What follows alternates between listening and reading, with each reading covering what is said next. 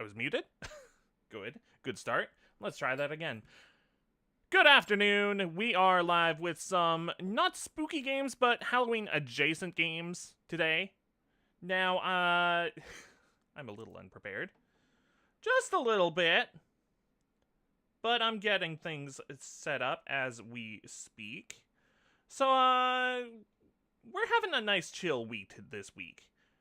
No real spooky games this week, but maybe next week if we get all of our stuff done that I wanted to get done this week. Where is it? There it is. Okay. Just trying to stall while I'm getting things set up. Now, I think I already mentioned this, but I did finish the minecart stuff in from the last Scooby game stream.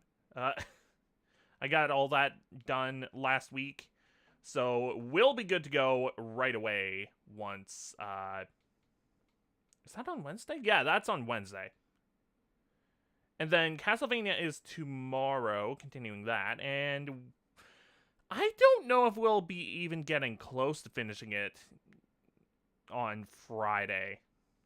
Like, I don't know how much is even left, and I don't know. It's gonna be a long... Well, I just don't know how much is left, is the thing. So yeah, that's what's going on this week. I need to put the game on screen. Properties. This one.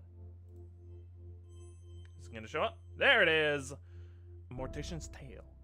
So, as I mentioned, this is not a spooky game, but this is a Halloween-adjacent game because it's talking about death a lot. That's the whole main theme of the game. I don't think I need to change anything.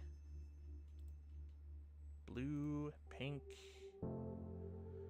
How about we have a large font? That seems like a good call. I think the rest of this is good, though. And I am just going to move this over here just so I can keep an eye on things. Things being the chat, the stream, everything. Alright, I think we're good. Sweet.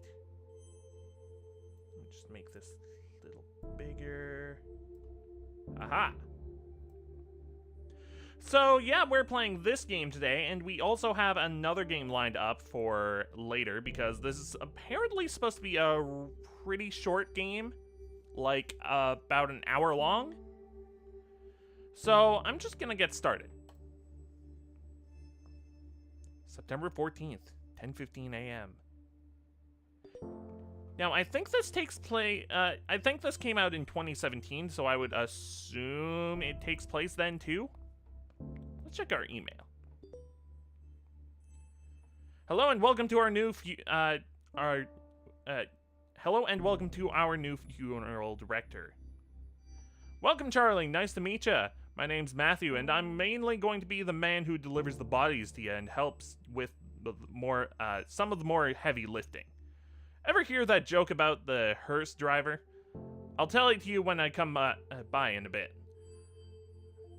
That seems like bad taste, like joking while we're on the job, like with this kind of job. Bad taste, a bit. Although maybe you need to have that kind of levity in a job like this, you know, to keep yourself sane. Anyways, looking forward to working together. I think you'll enjoy working here. Amy is a sweetheart, but she runs a tight ship. Nothing you can't handle, I'm sure. She wouldn't have hired you anyway, otherwise. Cheers and good luck.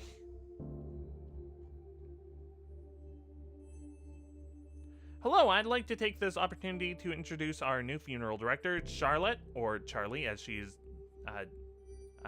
told me she likes to be referred to.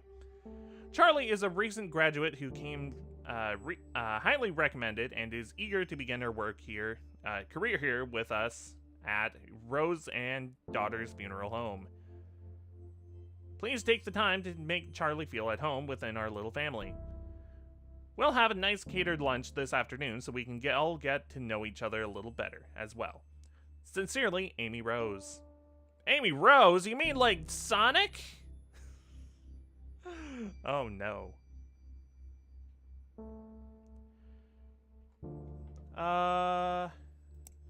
Instructions. Well, you're new here, so it's probably best that I explain everything there is, where everything is.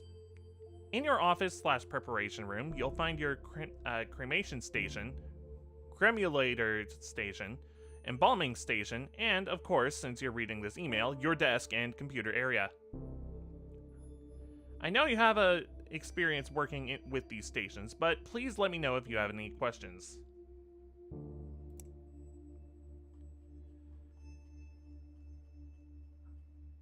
I guess my subject line... Good luck to you beautiful and smart babe, you. Wow. I guess my subject lines to you should start being more professional now. Now that we are business professionals. Can't wait to get your reply so I can see your fancy new email signature. Oh, great. Wow. This is a lot.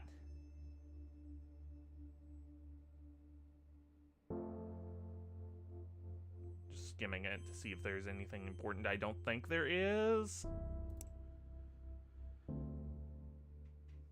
Hope you settled in okay so far. Matthew has dropped off your first body to work on. He said you were really friendly, and he's glad to have someone young and lively to work with. He'll get used to his sense of humor. Great. Aw, heart attack? Okay. Okay, closed casket funeral, so no embalming or body preparation is necessary.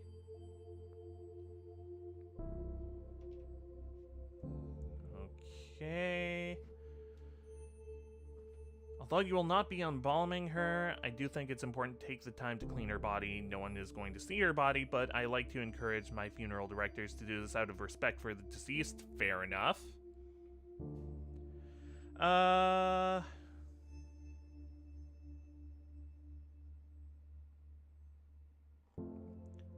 to you soon.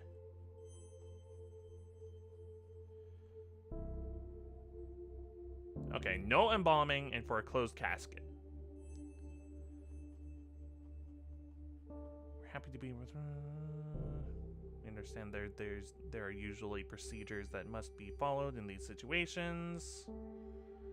Kindly not embalm her. Okay.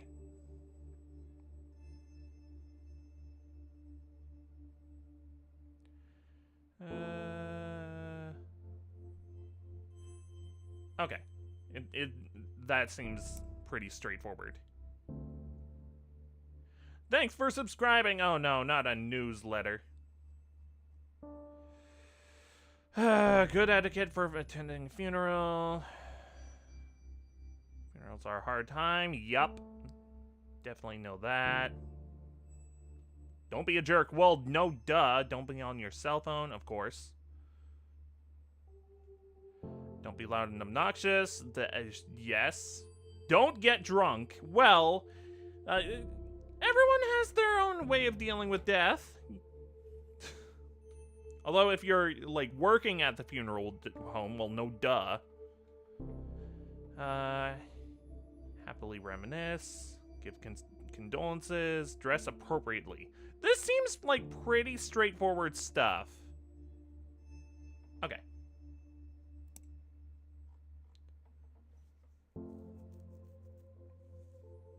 Okay. So, how do I start this?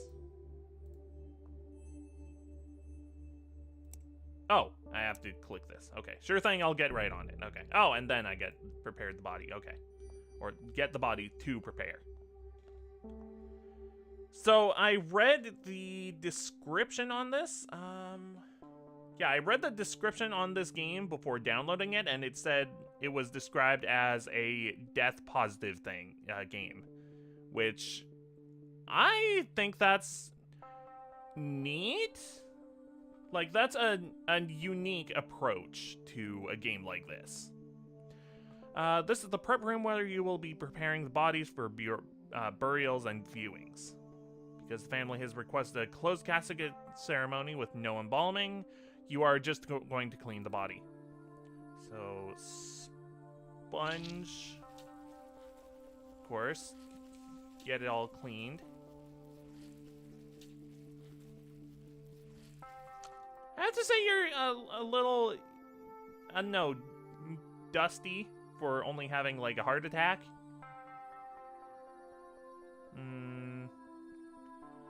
Sent to Mike, who will take care of the dressing and put her in the casket. Cool. It's time to go. Oh.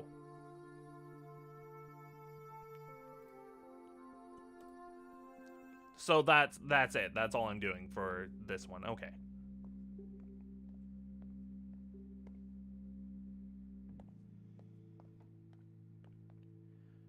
Hi there. She would have hated these paintings. She was so particular. Yeah, at least she doesn't have to see them, I guess. Yeah, I guess. Anything else? No? Hi. I don't want to say how you're doing because, obviously, no duh. Probably doing pretty terrible.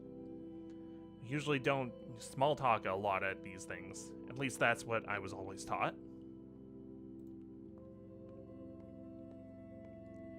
I hate wearing pantyhose. My legs are so itchy, but it's always so cold in these funeral homes. I think I might actually miss those sweaters you just didn't knit me now. Hey kid, how are you doing? Mommy, I'm hungry. When can we go? That's it? That's all you have to say? Yeah, I heard the family specifically said no embalming. I thought it was mandatory, like required by law, but I guess not. Embalming weirds me out. Do those chemicals leach into the ground? Seems strange to be using a chemical that is known to cause cancer and putting that into the ground like that. Yeah. Okay, why is encoding overloaded? Hang on, stream is acting up. Is that something in OBS? Maybe I need to turn something down in OBS.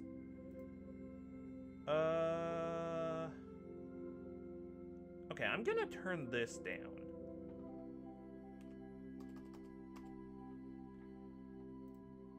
Hopefully that'll be better. Actually, maybe I'll... Hopefully that's better.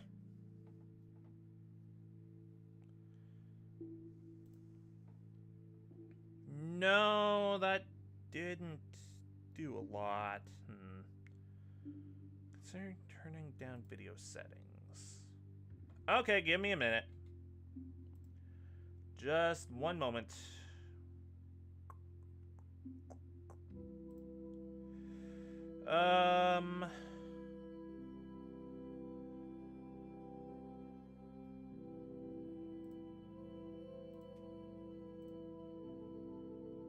Is that good? Is that better? No.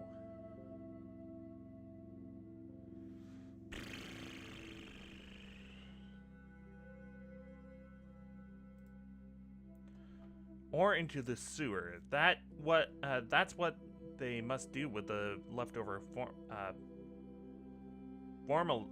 formaldehyde, right? Just pour it down the drain? At least embalming guarantees you won't be buried alive. Stop it, don't make me laugh right now. I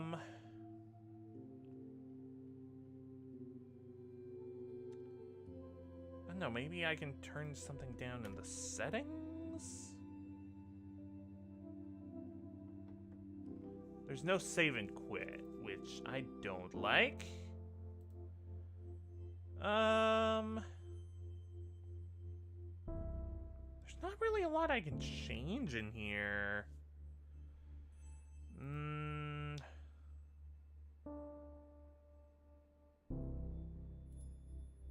Will that help?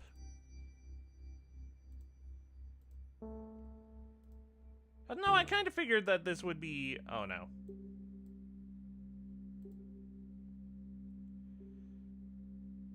Oh. Alright, cool. Never mind. I don't have to change much. Frick. What is going on?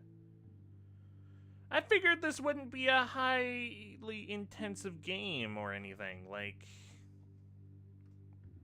This doesn't look like it's that intensive.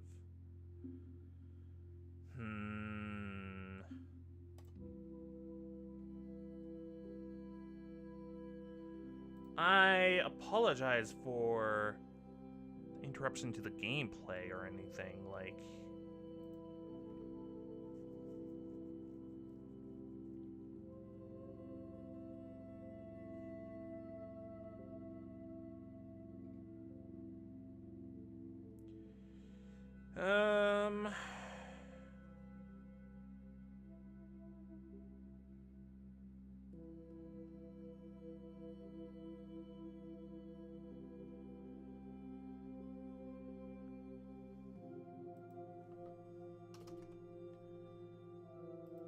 See if turning it down by that much will help.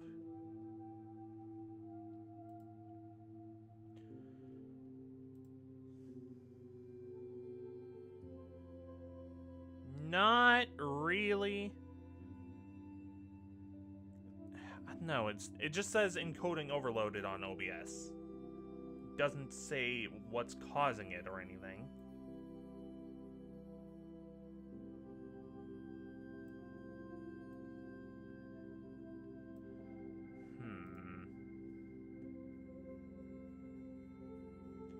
Using a faster encoding. What if...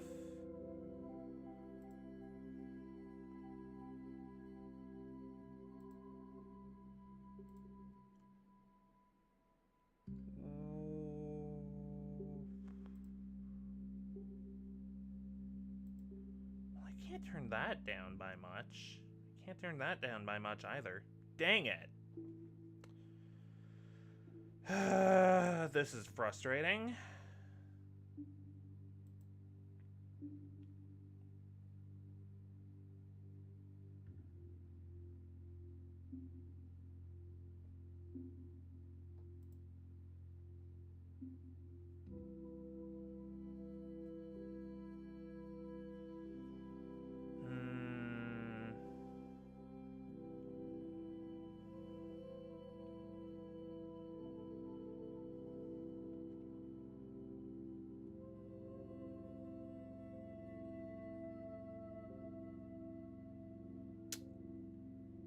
Man, this is just frustrating, really. Okay, what if I do this? I might have to adjust something after this.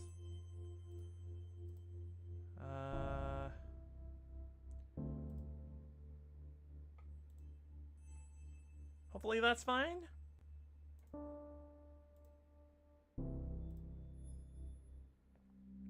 Hopefully I don't need to change anything, really. It still says encoding overloaded. Although really only... what is happening? Okay, hang on. Frickin'... You kidding me?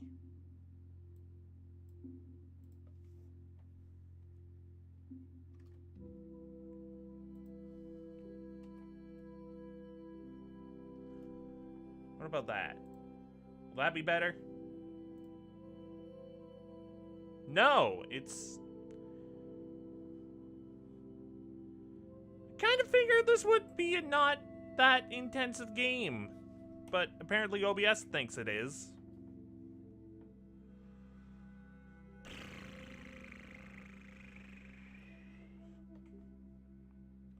Okay, well, Chrome's open.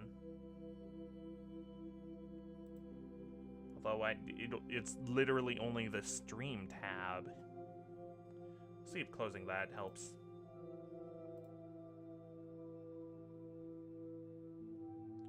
No, encoding overloaded.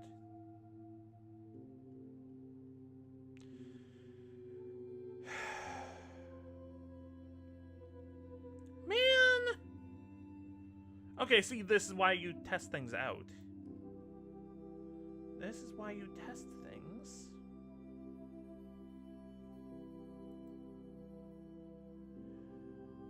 Because otherwise you get problems with like this.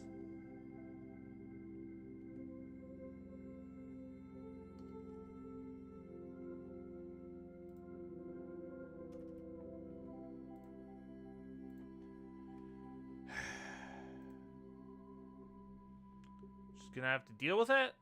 Maybe? Man. Okay, what if I close that? Will that help? Could just try doing that.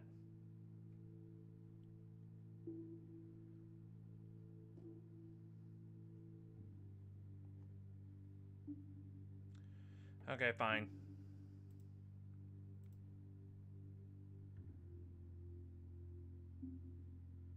Where's that? Oh, hang on. Wait, what?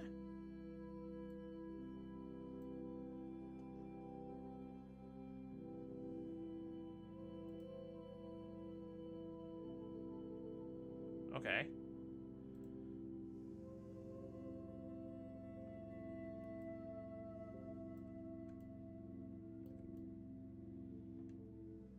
I'm gonna try this.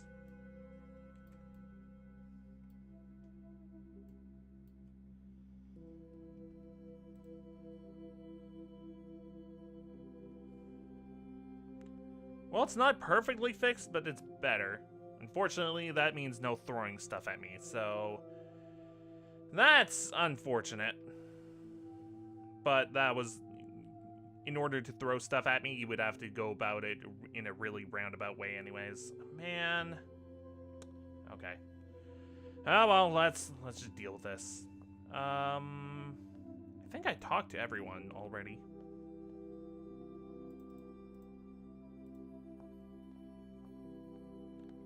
Try talking to everyone again. Maybe this game just isn't that well optimized, because I haven't had problems like that with VTuber Plus, like at all.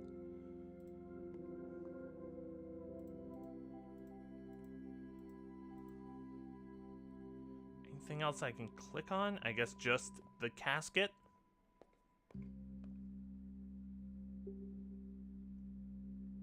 Paying my respects. Is that everyone? Because I just go back. Okay. October 11th. That's tomorrow!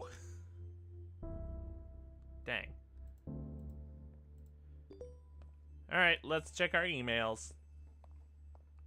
I guess we've been with this place for a month now? Because I thought it was like September in the last, like yesterday.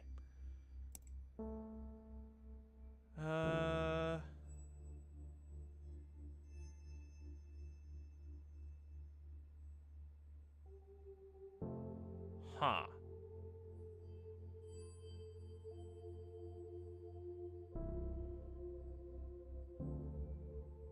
TLDR corset's probably messed up some bones.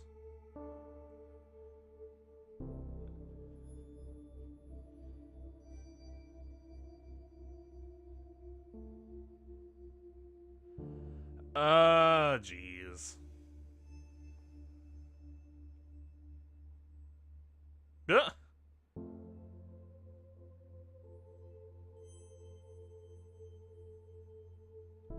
Okay, wow. Yeah, that's a bit of, yeah. Dang. Next job, instructions for the body. Mr. Duval, an elderly man, died of old age. Nothing fancy, just a standard funeral with some embalming. You can reach out to his daughter if you have any questions. She's handled her father's passing as well as can be expected. P.S. Remember to wear proper embalming gear. Okay.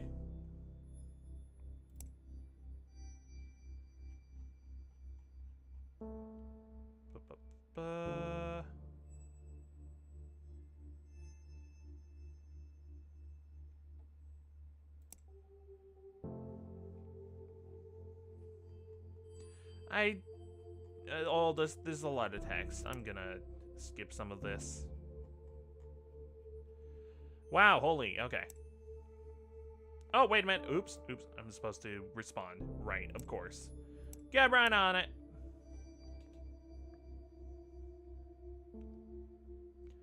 Alright. Next patient. Oh, I already have my gear on. Okay, I guess I don't need to bother with that, like doing it myself. Which preserves the body and prevents it from decomposing as quickly. Unless the family requests otherwise, all traditional burials will use embalming. Let's start by cleaning. Sponge.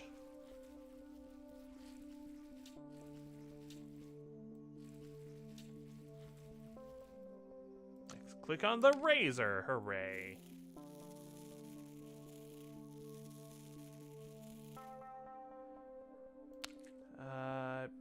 In order to... Whoa, massage the body?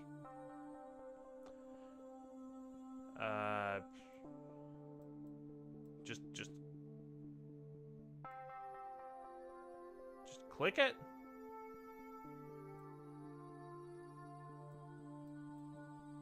Oh, I get it. Okay. I have to make sure all the dots are lighting up. Eyeballs deflate once the body starts decomposing. Click and drag an eye cap. Oh. Okay. Dang. To keep the eyeballs shut, you'll need to glue them. Which one is that? Glue. They're nice and tight. Mouth sags and hollows once the body starts decomposing. Keep the mouth from opening, you'll need to suture it shut. This one, right? Yeah. There we go. Lotion.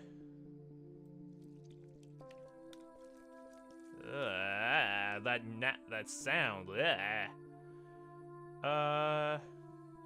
Removing blood and replacing it with preserving chemicals. Scalpel on the neck.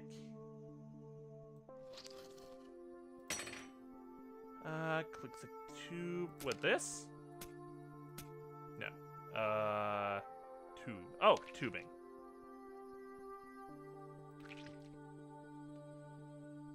Click on the. Is this the one? No.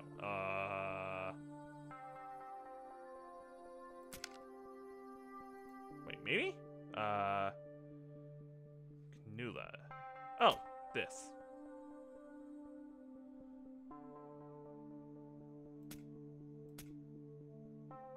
Now you'll need to connect the embalming machine to the cannula.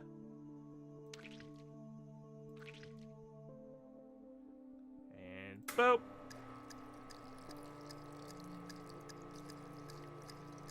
Oh. Cool. That's not disturbing at all.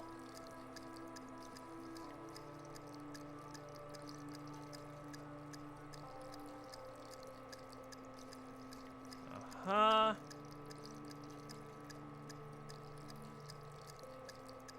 Yep.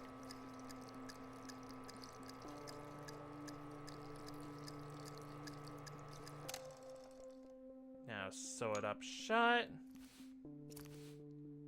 Make it look like it's nothing happened. Drain organs of remaining fluids. What's that one? Chokar.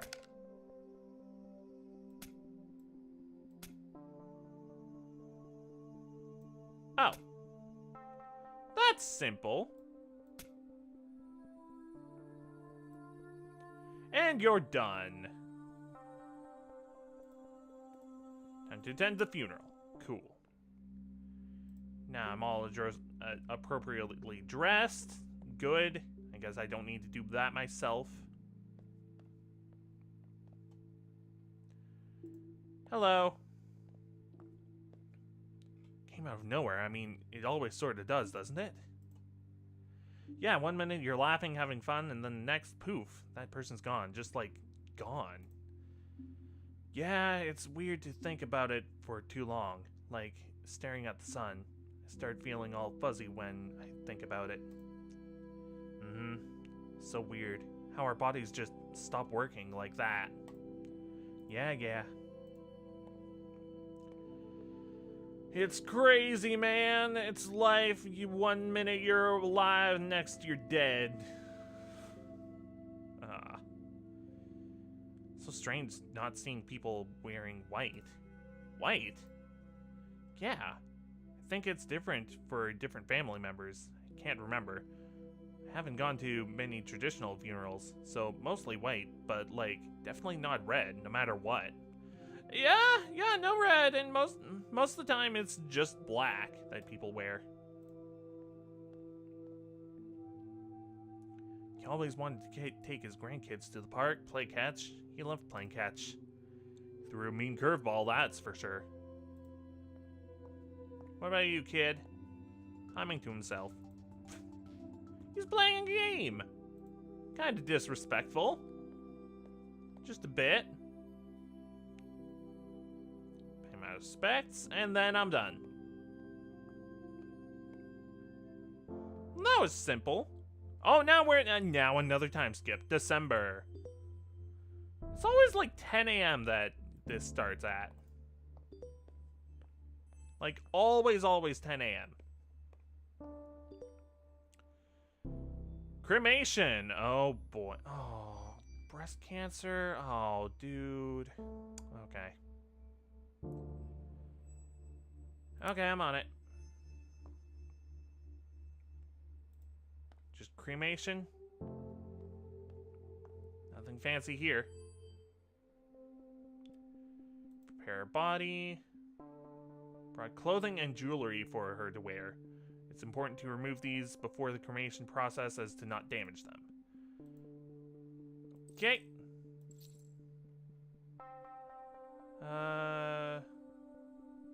Click the identification tag and put in the coffin.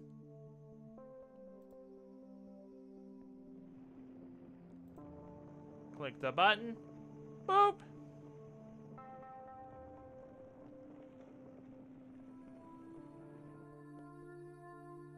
And there's the urn. Urn! This is the cremulator. Contrary to popular belief, cremation doesn't turn bodies into ash so much as bone fragments. Oh. Using the cremulator, we'll break these bone fragments down into ash-like remains. Let's start by putting the urn into the cremulator. So put it like that. Now see, I didn't know that. I thought it was just, yep, it burns and then it turns to ash.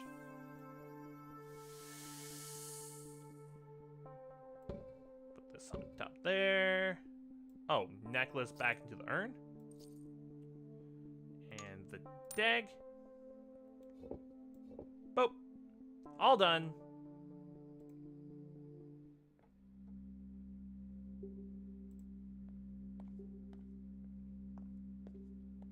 And that's pretty simple.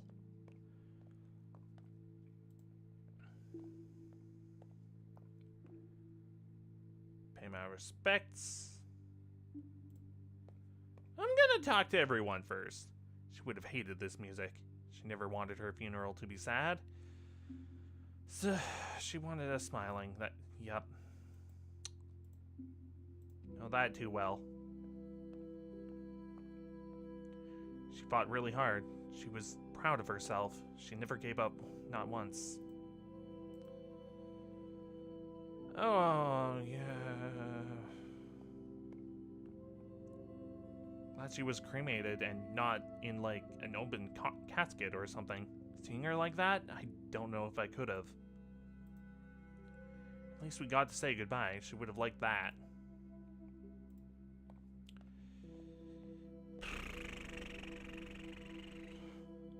This is nice, in a weird way. She'd like that we were all here together, talking. She always tried to keep the family together. Food is delicious. I know that's weird, but these crab cakes are perfect.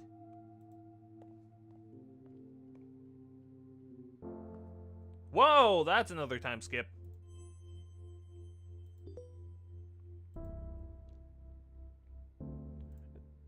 It's not like there's, like, no jobs, like, in between, right? It's about the future. What? What do you mean no longer in business?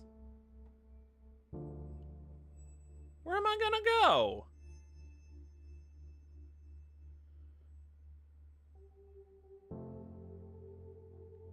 Am I gonna have to get a job somewhere else?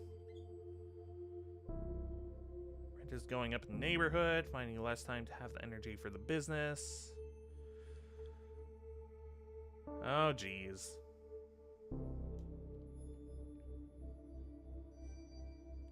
Oh, we've been bought out. Oh, okay.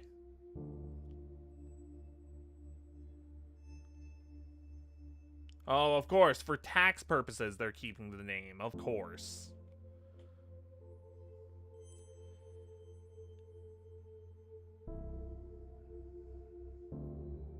Yep. Oh, jeez.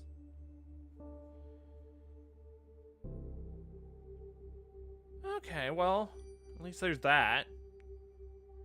At least I'm still gonna have a job here.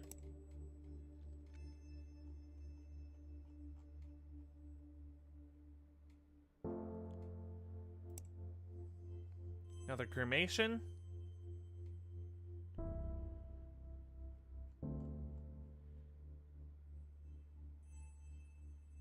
Has a pacemaker. Okay.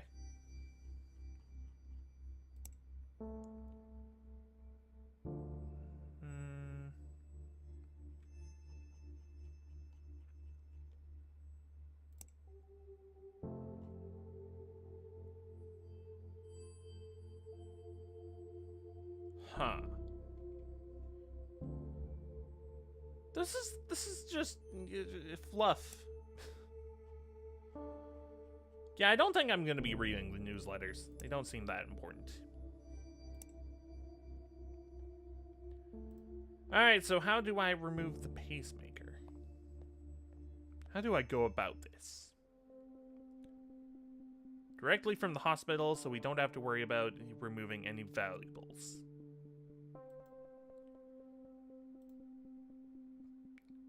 Pacemakers are batteries. They will explode in the hot heat. Oh, yikes. Yeah. Don't want that. Okay. All right. Scalpel. Forceps. Boop.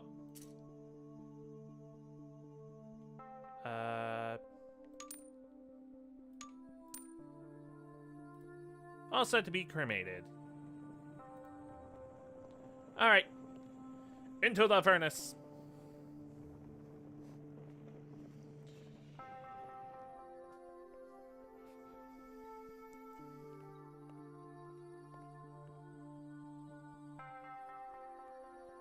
Break the bones down. Yep, put this there.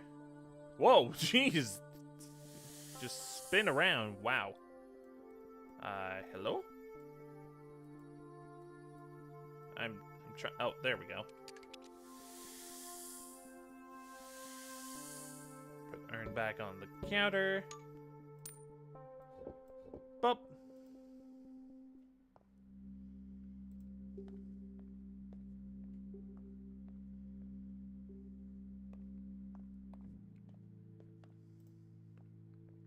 Hi. I wonder if he ever liked me. He was nice to me, but I don't know. Seemed like he never really seemed like he cared if I was there or not. Some people have different ways of expressing their appreciation for people. That's just all it is. I always told him to quit smoking, but of course he never listened to me, so that figures. Yeah, you can't really stop people sometimes. Just gotta let them live their life. You can only do what you can. What do you do after this? It's pretty nice out. Let's change and go find a patio somewhere. Sounds good. I could really use a beer right now. Hey, did I ever tell you the time we tailgated? That. Don't want to hear it. Don't want to hear it. Did you ever end up clearing the air with your father? No, we talked a few times, but no, not really. He sounded like a difficult man. He was stubborn. That's it, stubborn. Pay respects. And then we're done.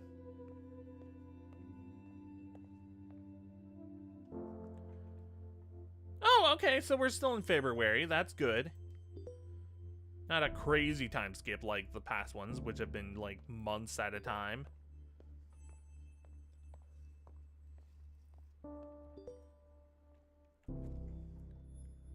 Thought I'd pass this along to you. Just wanted to thank you for the funeral service the other month. Yeah. Oh no, not your son. No.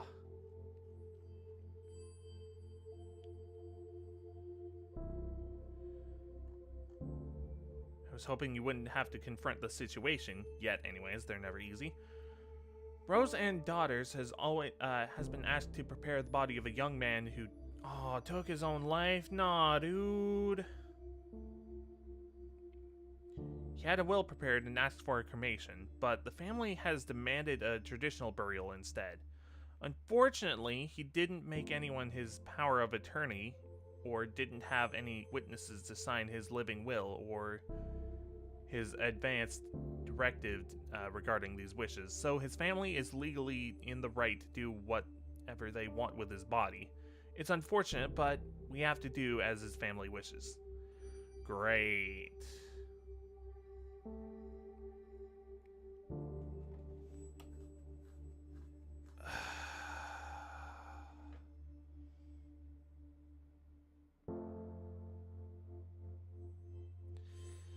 Oh, jeez.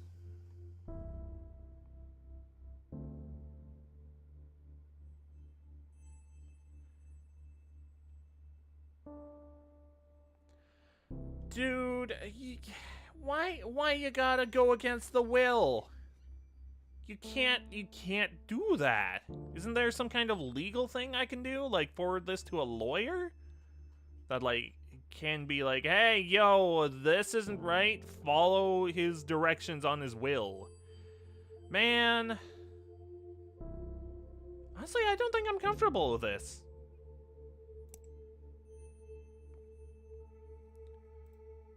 Different body instead.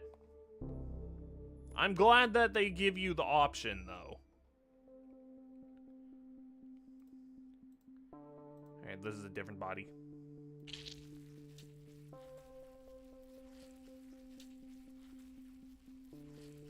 But yeah, I'm not comfortable with that other job. Alright, let's put that there. Do a massage. Eye caps. Glue each one shut. Cotton balls. And of course the needle. Moisturize the body. Gotta go slow, I guess. Incision. Tube. Boop. Oh, there we go. Bombing machine. massage.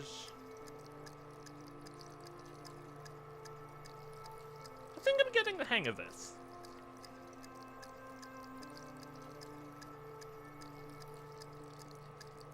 There we go. Oh, still another line. Another couple lines, I guess. Okay.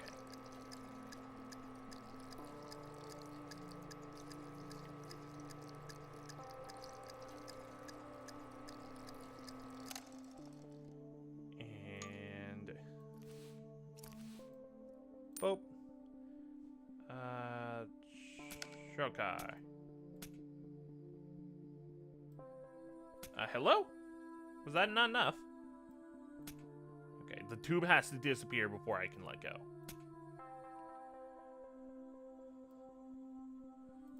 There we go.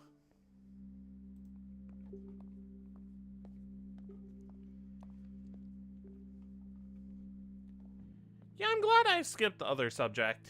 That I would not have been comfortable with that one. She's no longer suffering or in pain. Yeah, she's in a better place now. That's pretty generic to say. Like, you have nothing more, like, specific to say? I hadn't cried since she died. Not once. How is Anna crying and not me?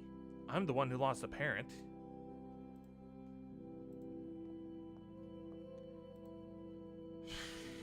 Again, people handle grief in different ways. It's okay to cry, it's okay not to cry. Where's Maria? She couldn't be here. She didn't want to see her mother's body. I mean, I don't blame her. Anyway, I'm pretty impressed with the food. Did you try the, amaretti? What's that?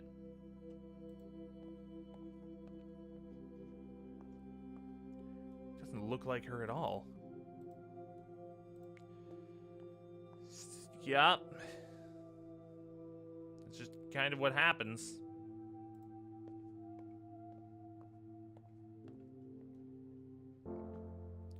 March 3rd.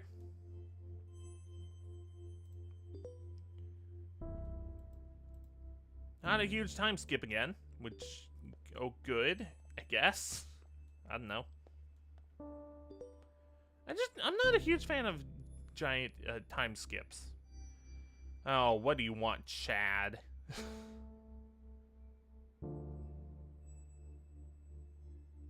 Of course. So he's the one that bought it. The funeral home.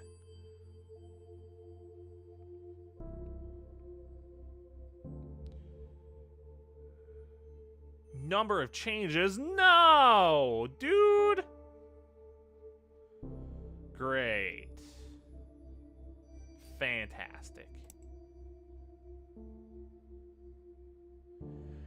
Yep. Wouldn't be surprised if they're monitoring our emails now. I mean, I wouldn't be surprised if they started.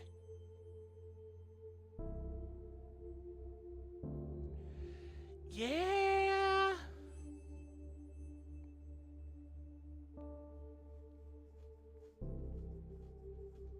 Great.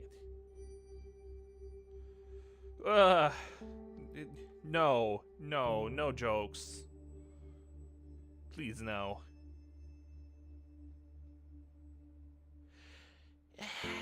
Yeah, that really is dirty and exploitative.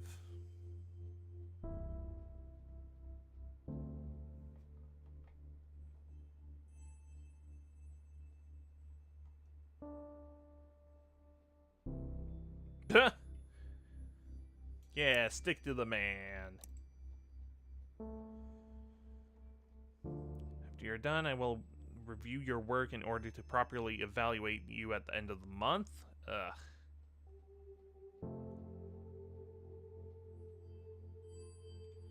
Oh, no, not a bike accident. No.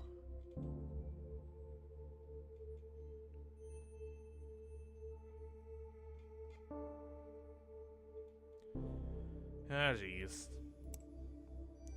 What am I invited to?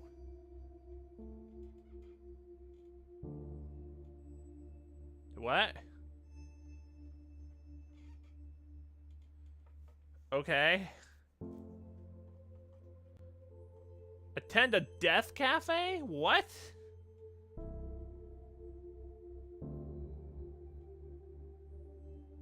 Huh.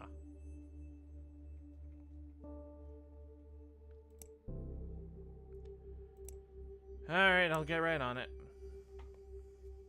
So it's just a regular cremation, right? Okay.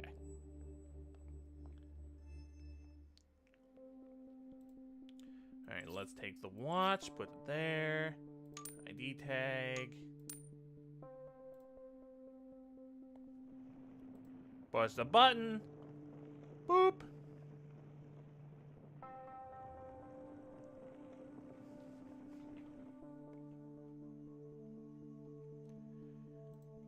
Go to the urn. Time for the bones. Oh, right. Urn first. Boop. Boop. Boop. Boop. Boop. Excuse me? Boop? Perfect.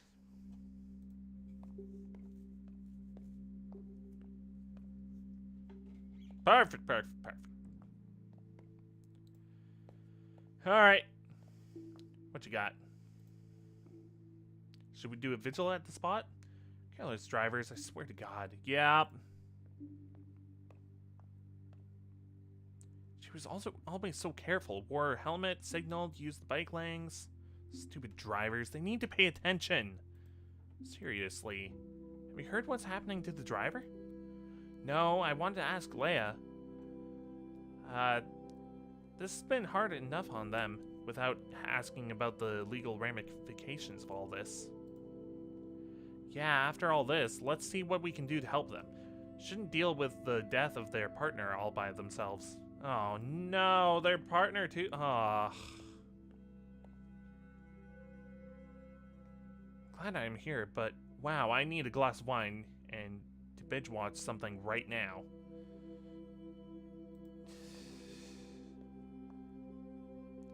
Have to go through all their things. How am I supposed to decide what to keep?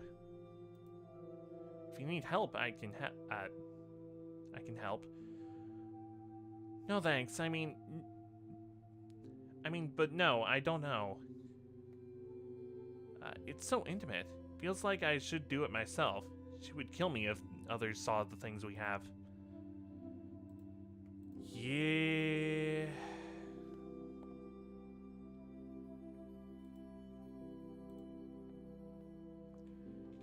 Pay our respects. I think we talked to you, everyone. And then back we go. Pretty straightforward, this one. Still March. Cool. Alright, how'd our evaluation go?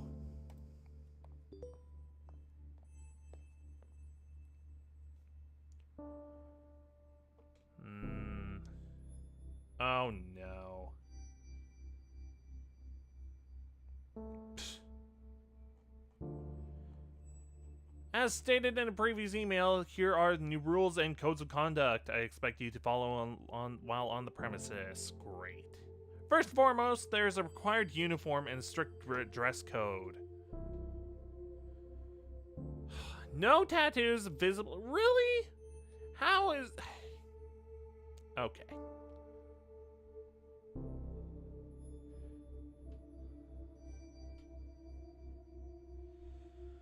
If you have visible tattoos, ensure they're properly covered and hidden. Great. Fantastic. Why? That makes zero sense. Like, oh yeah, you have to be professional and stuff. Man, really? Like, I don't think this is the kind of place that would even, like, you would even have to worry about tattoos and stuff, dude. Speaking to customers and clients, consider the opportunity to upsell. What do you mean, upsell?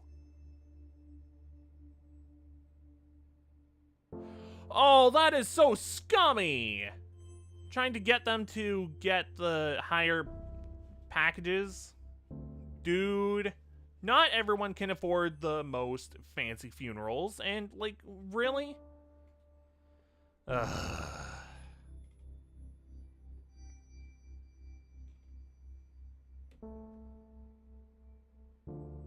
Additionally, food is no longer to be... What?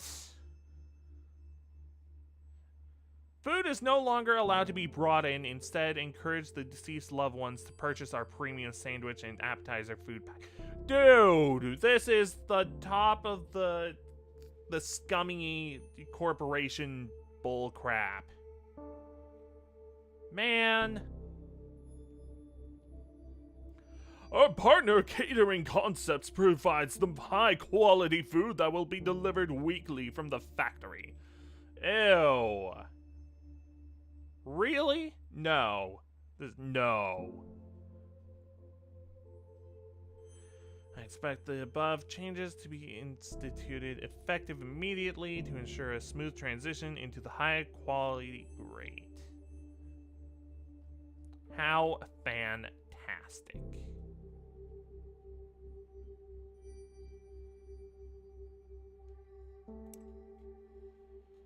I reviewed your request on behalf of potential families, inquiring if we can and will perform green burials.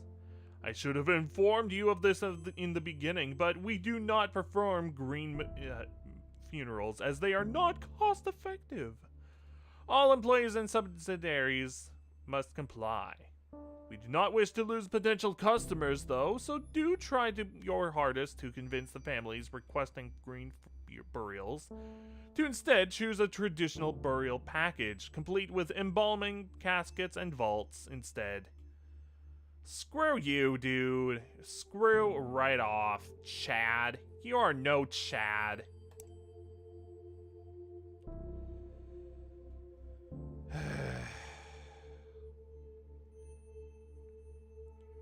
Contract with the city to dispose of unclaimed bodies? Great. Always thinking about the bottom line. Fantastic.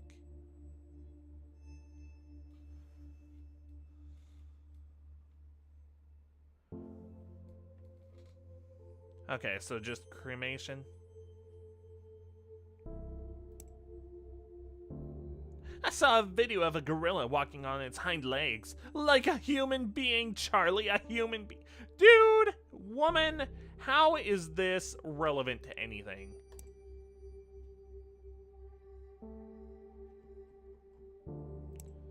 Alright, let's take care of it.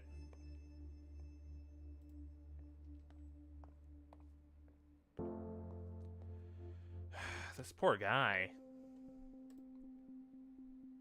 Doesn't seem to have any valuables on him that would be damaged, so let's just put the identification thing on. Man.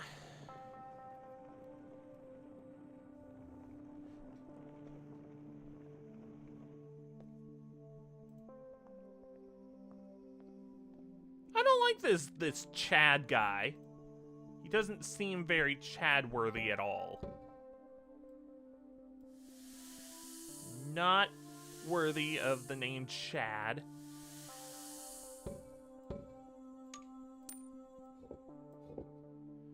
All done. I'm gonna be honest, I don't expect anyone to be here, considering he was apparently homeless and unclaimed.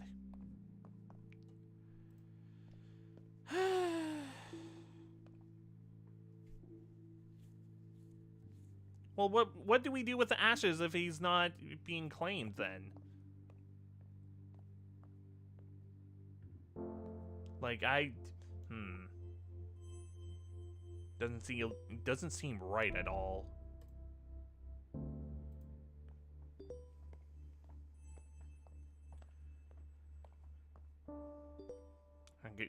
Yup. From Chad once again. We are thrilled to announce the Hillside Heritage Enterprises Inc.'s subsidiary, Rose and Daughters, just signed a contract with Morning Valley Hospital, allowing us access to all the cadavers that come through the pediatric and maternity wards. Great. Ugh.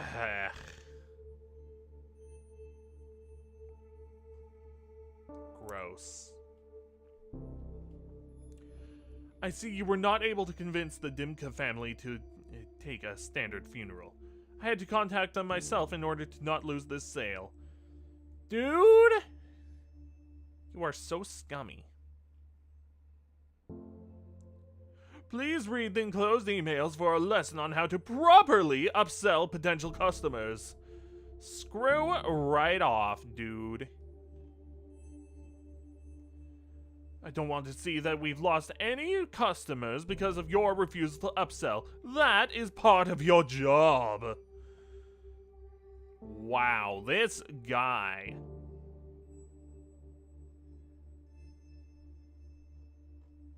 Screw right off. I understand your desire to keep your wife at home, but I assure you the best way to honor your wife is through a traditional funeral package instead. I promise you your wife's funeral with us will be a beautiful and intimate gathering where all of her beloved friends and family can come together to say their goodbyes. A standard embalming will allow everyone to view your wife, ensuring that everyone can see her one last time as she was. Beautiful, peaceful, and courageous. Dude, I doubt you even know who this guy's wife is. I doubt you care enough to know. Letting us take care of the food and with our prepared food service will ensure that you don't have a single thing to worry about on this day. You and your daughters are going through a hard time right now. Let us here take your money. I mean, make it easier to go through this. I swear, this guy. Ugh.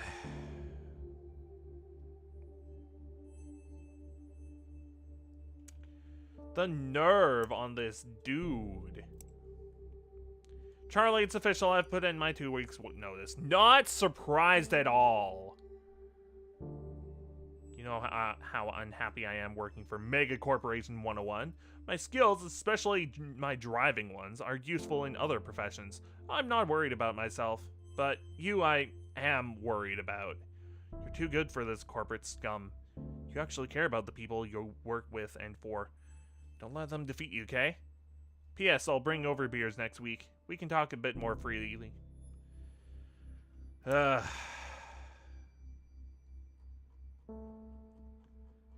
looks like it's a bunch of fluff.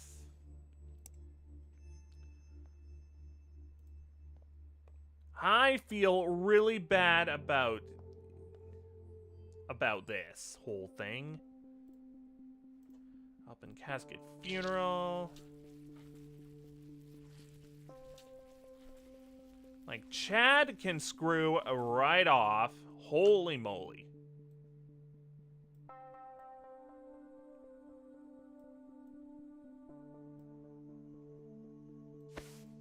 Eye caps. Glue each eye shut. Cotton balls in the mouth. Sew it right up. And moisturize, excuse me. Massage comes in a minute. Tube. Boop. Another tube. Boop. Now we do the massage.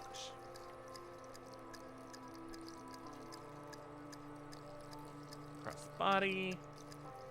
I swear this Chad guy better just back off, because I don't want to hear any of his crap ever again.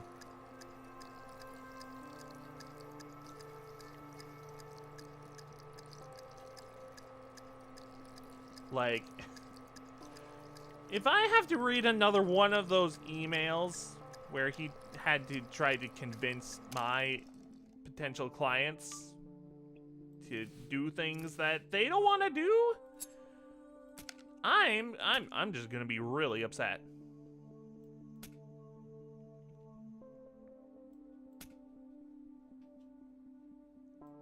this Chad guy. Holy moly. The most unlike Chad behavior I've ever heard or seen.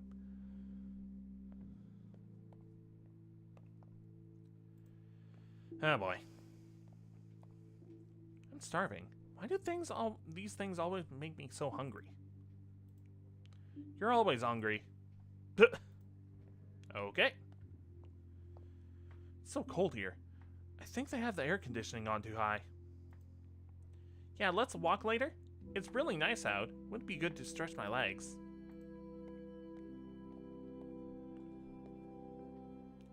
Feels so impersonal. She would have hated this. That's why I didn't want to try to upsell. My boss is terrible. I hate him.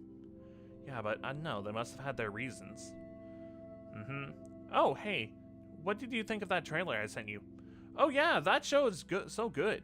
I saw the one, that video with of the one kid actor doing karaoke.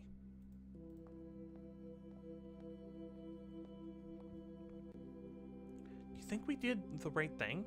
I feel bad not doing what my mom asked. I know, honey, but that Chad guy what that Chad guy said seems right. We don't want to dishonor her memory by letting her rot. Yeah, I just want Mom to know I loved her. I wish I hadn't yelled at her before. It's okay, she knew you loved her. Fights happen. Please don't be hard on yourself. Yeah, I'm gonna miss her. Me too.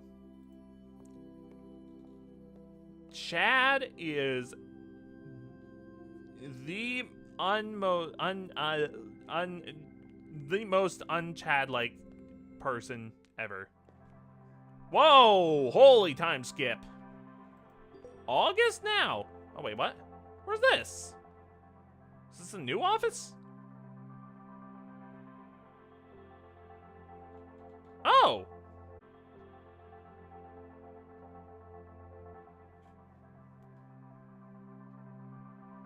Oh, he became a bus driver. Good for him.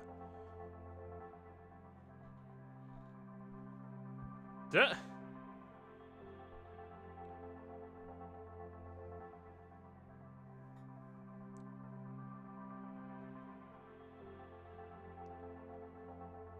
So she started her own business?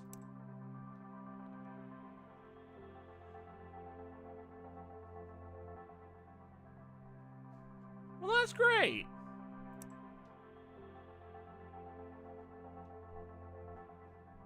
Holy moly.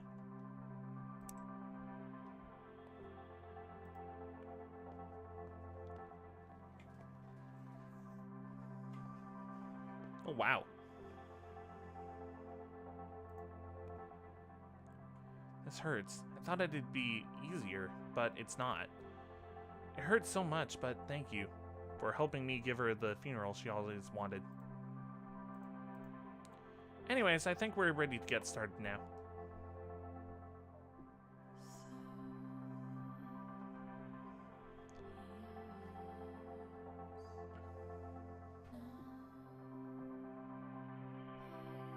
And okay, wow. Oh, that's the whole game. Heck. Okay. Dang.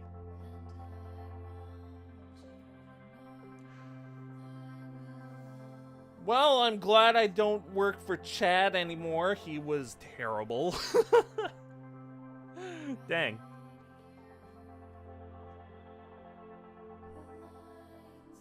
So yeah, I did mention that this was a short game. Probably a little less than an hour, a little more. I did spend a bit of time having to like troubleshoot stuff just so the stream's smooth.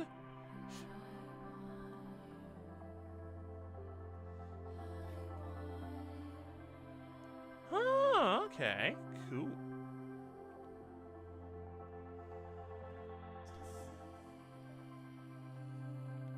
That was a nice little game.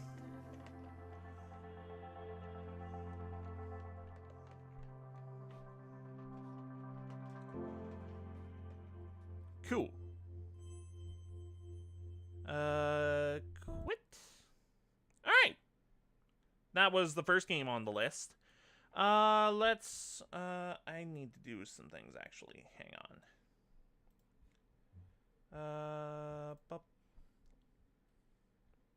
Let's open up VTuber Plus again.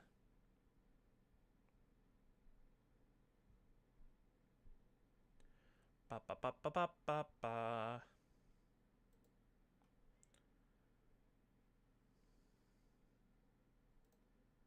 Are we good now? I think we're good. Okay, cool. Boop. Alright. So, we are going to be moving on to the next game. Let me just make sure everything's still good.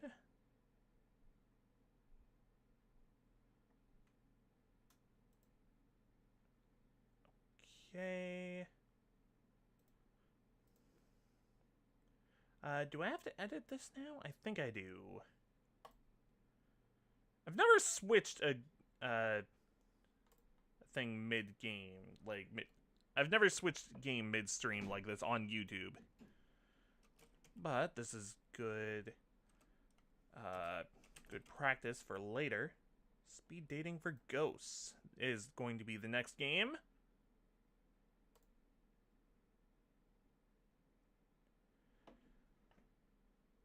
That was a nice chill game. I like that. Also, I need to disable that. Why was that still enabled? I forgot to disable it. No DVR here. None of that allowed. I also want to check.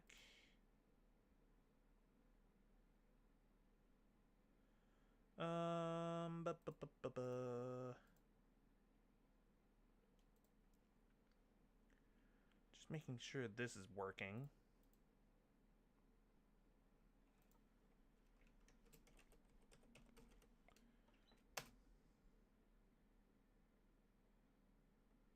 No? No.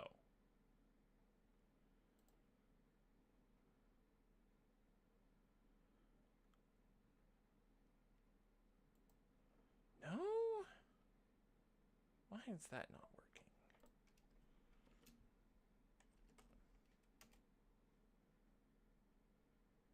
Okay, I'm gonna refresh this.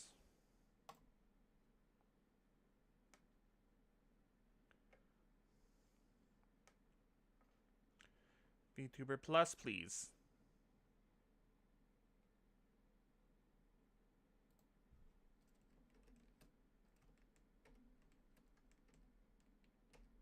Hello? What in the world? What?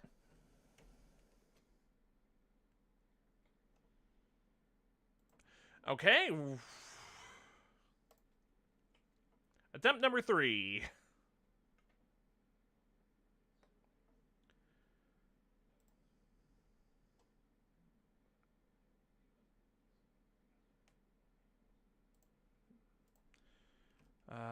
Boop. There we go. And let's try this again. There we go. There we go. There we go. Okay. Just one test. So now, let's move on to game number 2. Which is Speed Dating for Ghosts, which is a silly game instead of a serious game like that one it was. Boop. This one, right?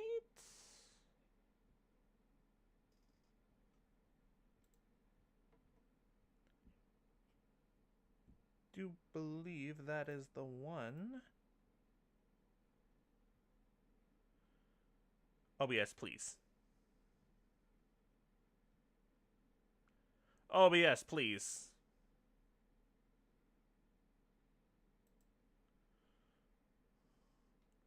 OBS. No.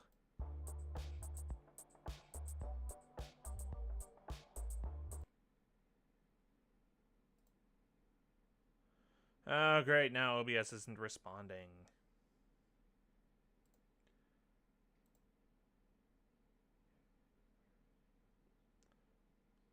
That's lovely.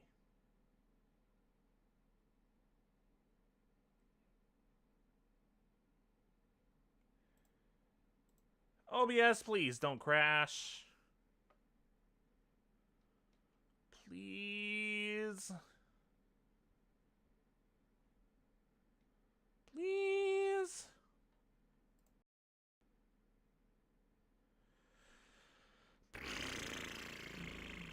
Why are you not responding?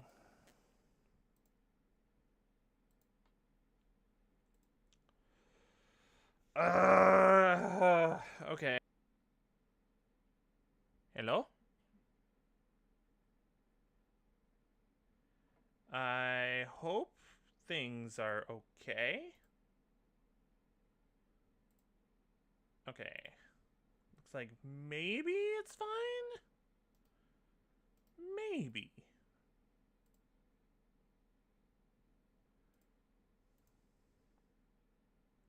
That will be the telltale sign of if things are okay. Okay, it looks like it's fine. Okay. Okay, we're back in business. So game number 1 is done. And this one is supposedly not too long either.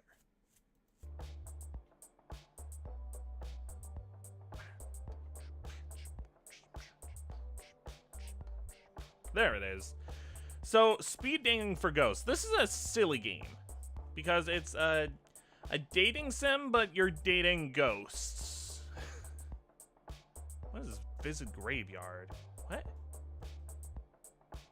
Beach? Graveyard? So what are the... it doesn't look like there's anything that is, like...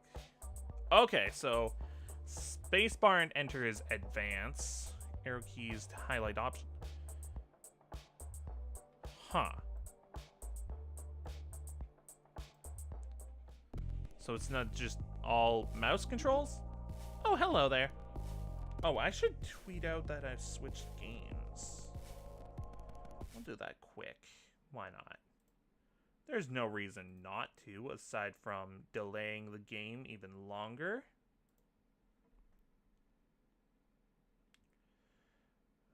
We finished first game. Now starting speed dating.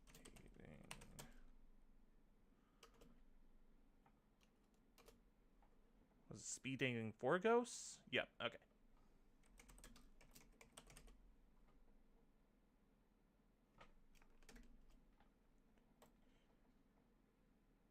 Alright, cool. Let's actually start the game. Boop. Bop. Bop. Oh, hello there. Hi. You must be new here. You must be here for speed dating. My name's Fran. I run this little operation. So what's the deal? Straight to it, huh? We get all kinds of ghosts here. Nice ones, sad ones, a few spooky customers. It gets lonely being a ghost. Has been pretty difficult. It has? Wonderful! Then let's get started. We've got 3 rooms set up, each one with their own super fun themes. You pick one, and sit at a table. Then what? Another ghost who also signed up sits across from you. You'll have a few minutes to get to know them. Then a bell rings, and you switch seats. A bell rings from somewhere. Just like that. In all, you'll meet 3 ghosts over 2 rounds. And at the end, you get to choose your favorite. If they liked you too, you go on a date. How's all that sound? We'll see. It'll be an experience at least.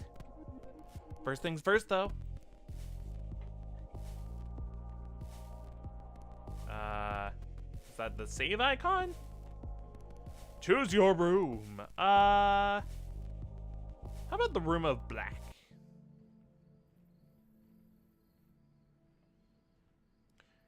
The room of black isn't really a room at all. It's more of a garden courtyard. The sun beats down as you squint to see what's growing. Rows upon rows of yellow and brown plants, drying and rotting in the sun. What fruit these plants produced shriveled on the vine. But there's a peace to this place. The crickets are chirping. And well beyond the garden, a train passes. You sit at a table opposite of an empty chair. Oh! The bell rings and a ghost appears. Oh, hello! Ooh. I'm a ghost! Well, yeah, we're all ghosts here, buddy. Ooh. Apparently. Totally. Isn't it great being dead? I'd rather be alive. You'd rather be alive? Actually? That's so sad. Being dead is the best way to live. Isn't that an oxymoron? I'm pretty sure that's an oxymoron. That's like saying a jumbo shrimp. I'm Dre. I'm, like, dead, obviously. I'm also, like, dead. Go figure! Let's be dead together. What do you do for fun? I haunt places. Like, actually scare people. Nothing too mean. Just, like, flicker lights off and on. Move stuff around so it floats. Push people downstairs. That last one is a little much. You know, ghost stuff. Jeez. Fun. Wait, you push people downstairs? Lol. I don't actually. I was just pulling your leg. Okay. Sure. Or whatever it is you've got. I mean, I think I have legs. Dre looks around. Man, look at this place. Only ghosts think a rotten garden is a good place to pick up. And yet you're here. Well, yeah, I'm here. Ever tried dating ghosts in the wild? They all just contort and wail. Not in a good way. What are you into? Boobies.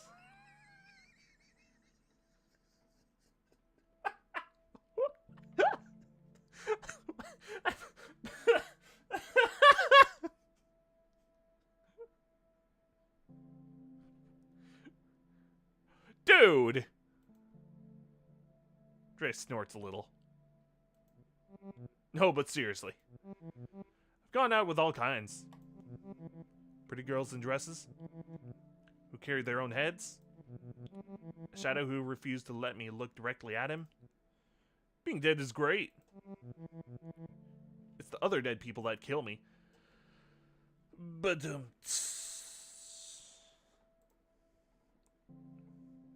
blunt. Where? I can use... No, that's not what I meant. Just kidding. Pot does nothing now. Well, I don't... Oh, jeez. I can't imagine why. Holy doesn't do nothing. Getting messed up is the only thing I miss about living. When I was alive, I loved jokes about dying. Life sucked. Jerks everywhere. Never enough money. Jerks got the money. I'd be all, the best way to die is now. Before death does me in. It should at least buy me dinner. Jokes, you know? Dude. But now that I am dead, it just feels right. Like, maybe it was meant to be. Which, I guess makes sense. Since we all die in junk. I mean, everyone's gotta go sometime. The bell rings. Adler Ghost rang that bell thing. That means we change places. See you in a bit.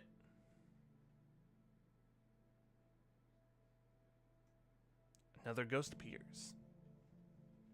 Oh, hello! You're adorable! Oh, hello there. I'm Hattie. You'll have to forgive me. I'm a little shy. It's just so nice to get out of the home. To see a new face. The home? I haunt the old folks' home. Oh, of course. Where I died, of course. Queen Mary's.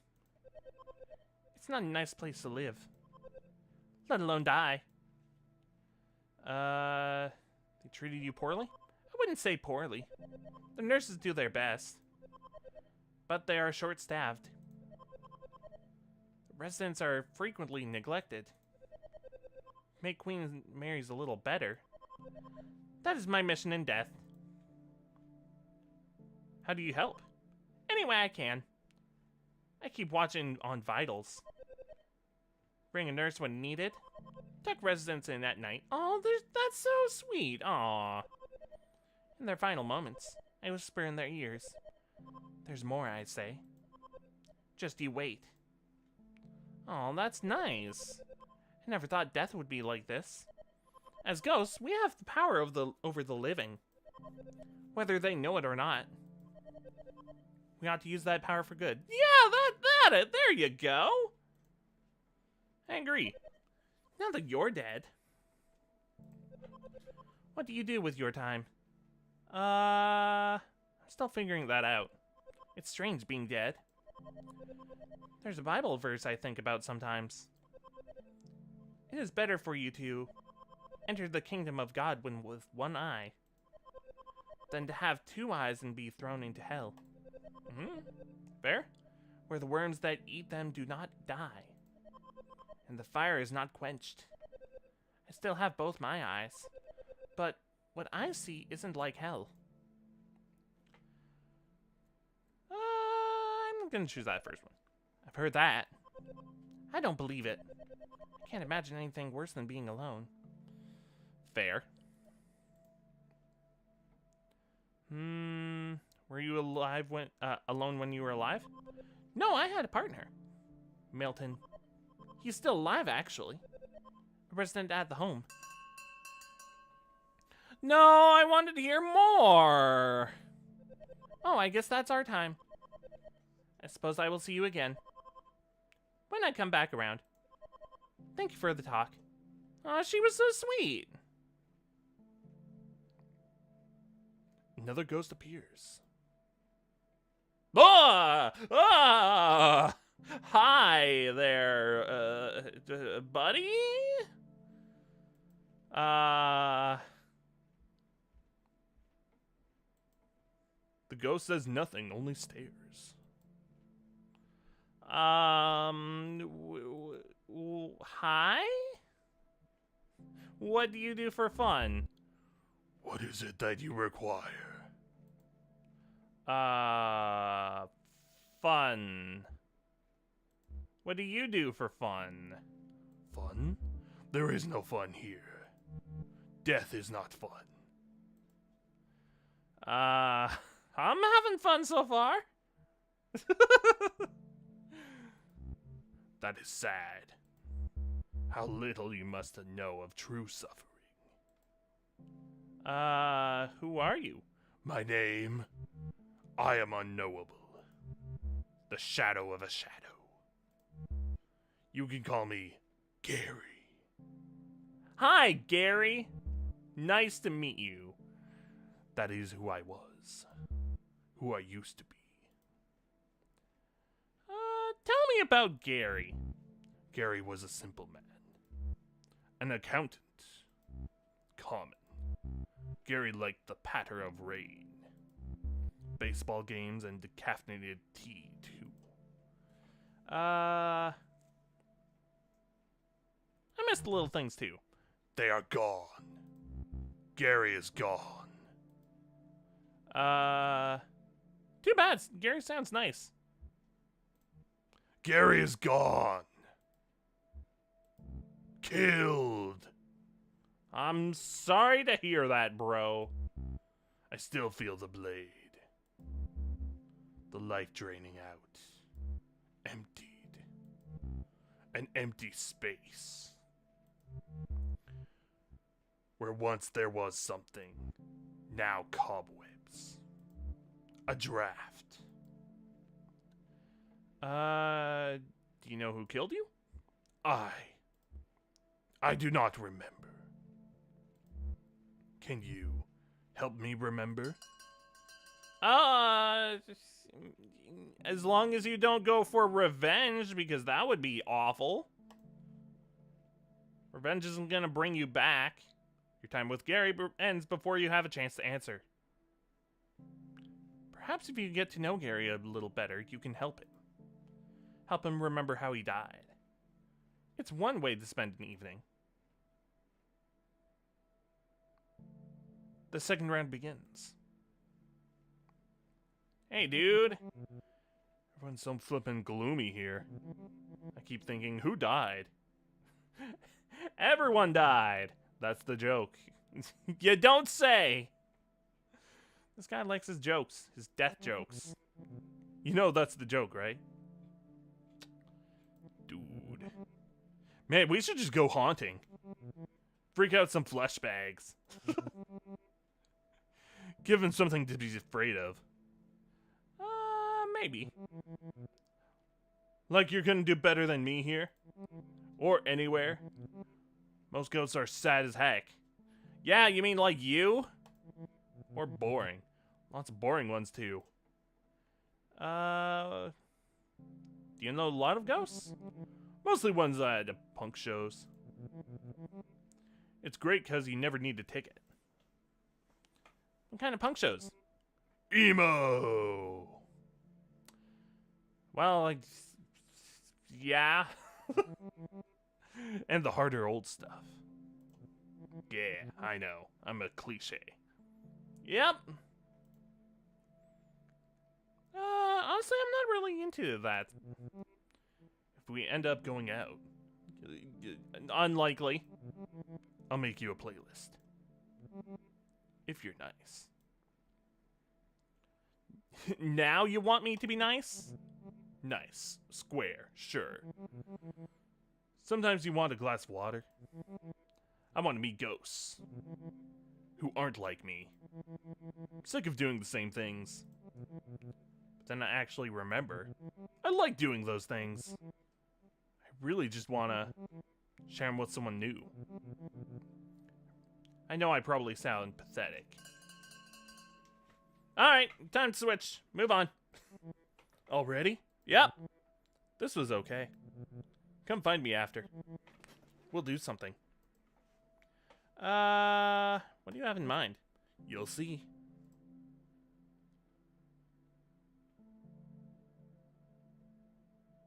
It's back to Granny. Hello again. How's the speed dating going? Is it everything you hoped it would be? Oh, I think you're my favorite so far, between the death jokes and the I'm dead, I got stabbed. I think you're my favorite so far. You're nice and sweet. There's no need for flattery. We're already getting along fine. There's something different about you. A light. I can literally see it glowing in there. In your guts. Just don't let it go to your head. Dying has shown me there's still a lot to learn. Always something new worth knowing. How do you look at the garden rotting around you? Do you like gardening?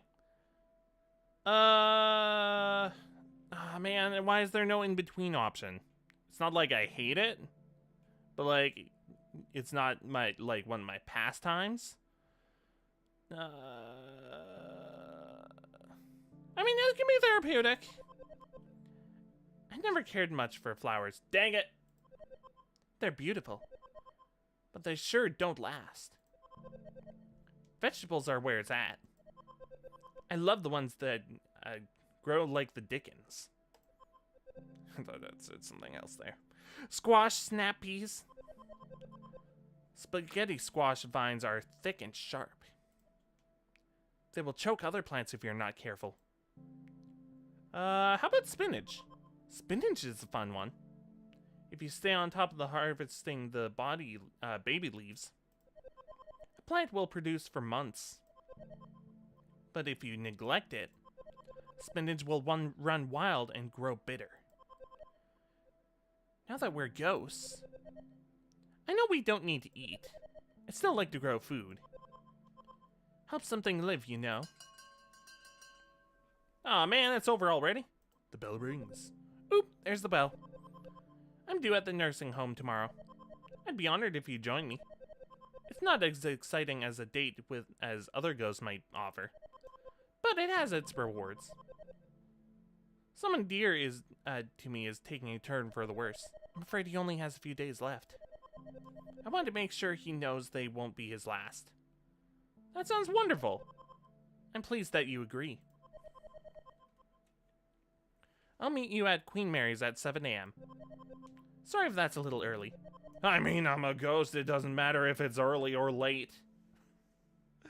I don't need sleep if I'm a ghost. I'm my best self before noon. Hattie flows over to the next table. Just gonna fill up my water right here. Oh, come on.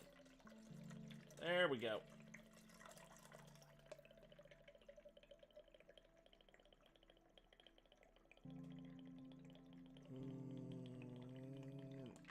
That'll be good.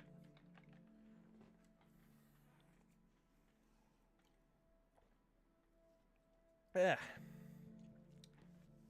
Hattie flows over to the next table. She looks back and smiles. Oh, that's great. Now back to Gary. Jeez. How did you die? Hello again to you too. Hello. How did you die? God. Blunt? Maybe I'd rather not say. I will respect your wishes. I only recall slivers of my last moments alive. Emotions. Work. A shadow along the wall. I know these memories are important. I do not know how they fit together. Tell me about work. A place. Wood that creaks. The musty smell of old books.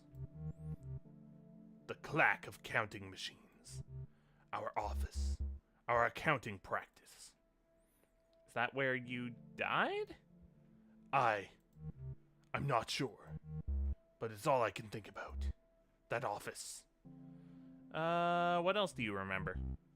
Anger, then frustration, then guilt. Now all clouded by that festering vengeance. Vengeance won't solve anything. Maybe you're right. But I must stare it down. I need to know why it consumes me.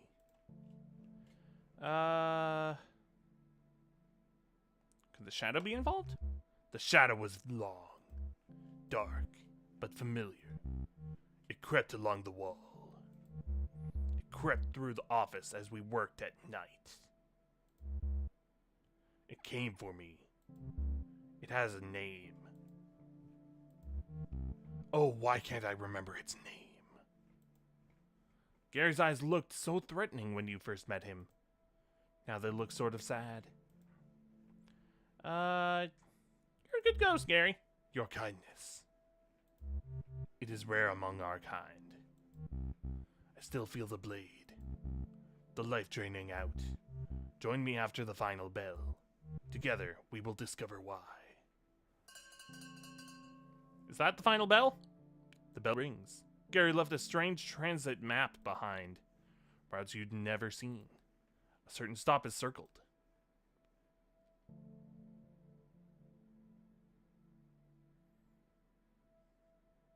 Choose your date. I'm gonna go with Hattie. because she was the nicest out of them. You arrive at Queen Mary's to meet Hattie for your date. It's 7:04 a.m. You're a little late. Looking around, this could be any nursing home. Yellowed walls, stained drop ceilings. Study carts line the corridors alongside the odd, empty IV stand. The sun's not quite up, but the residents sure are. Walking the halls to get a bit of exercise. Chatting over weak decaf in the dining room next to reception. Hello. You came. Welcome to Queen Mary's. My home. What do you think? It's nice. Isn't it, though? I just love it here.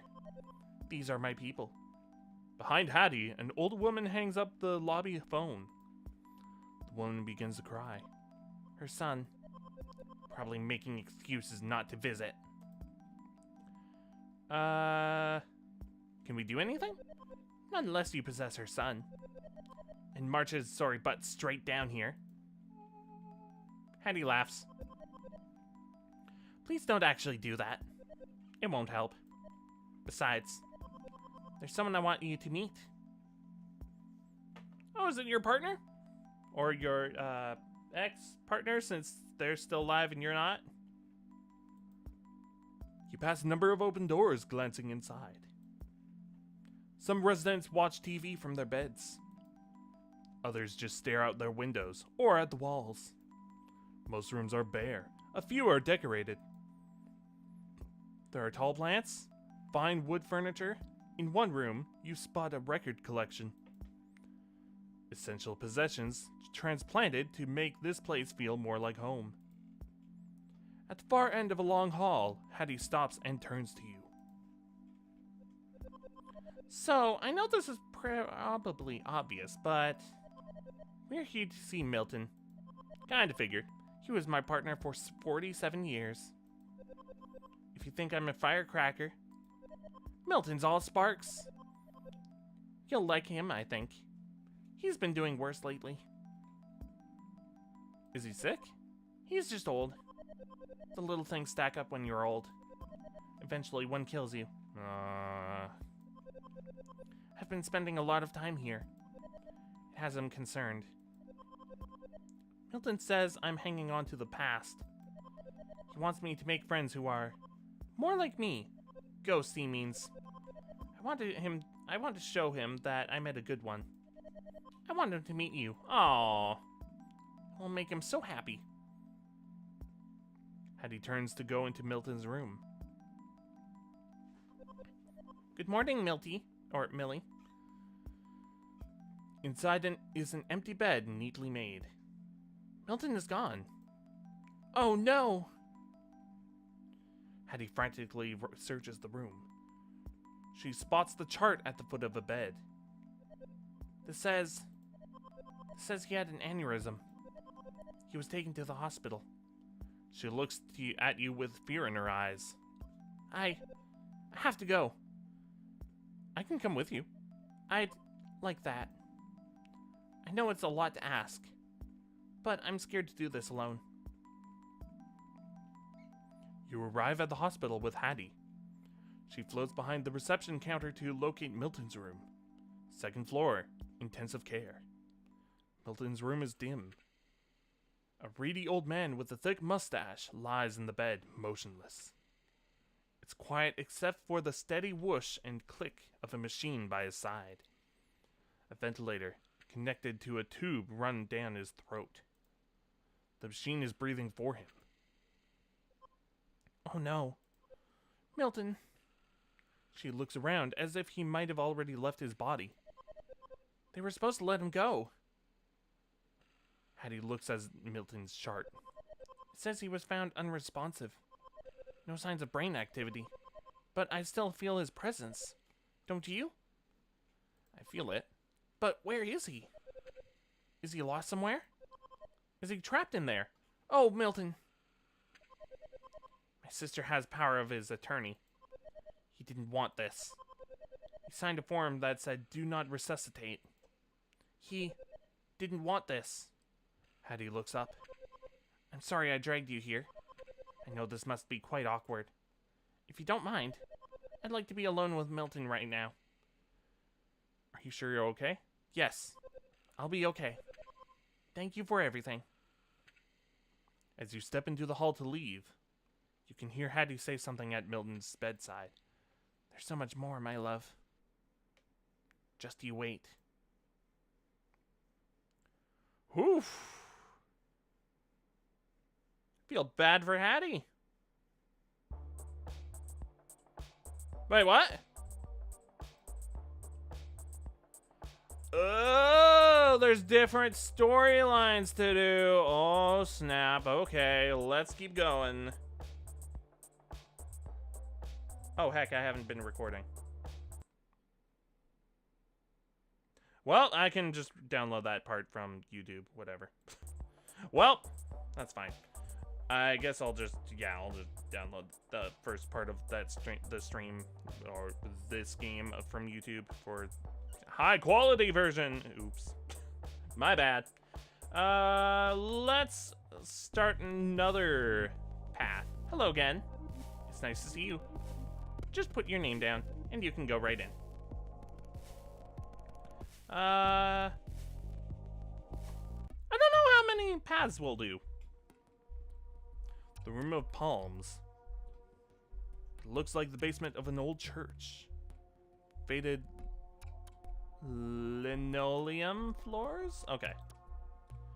Spare walls with the odd religious print, framed in peach-colored wood. On one side is a large open kitchen. Old refrigerators donated by the congregation hum and drip. This must be where the cabbage smell is coming from. Rows of long tables are set up for the next spaghetti supper. They work well enough for today's speed dating.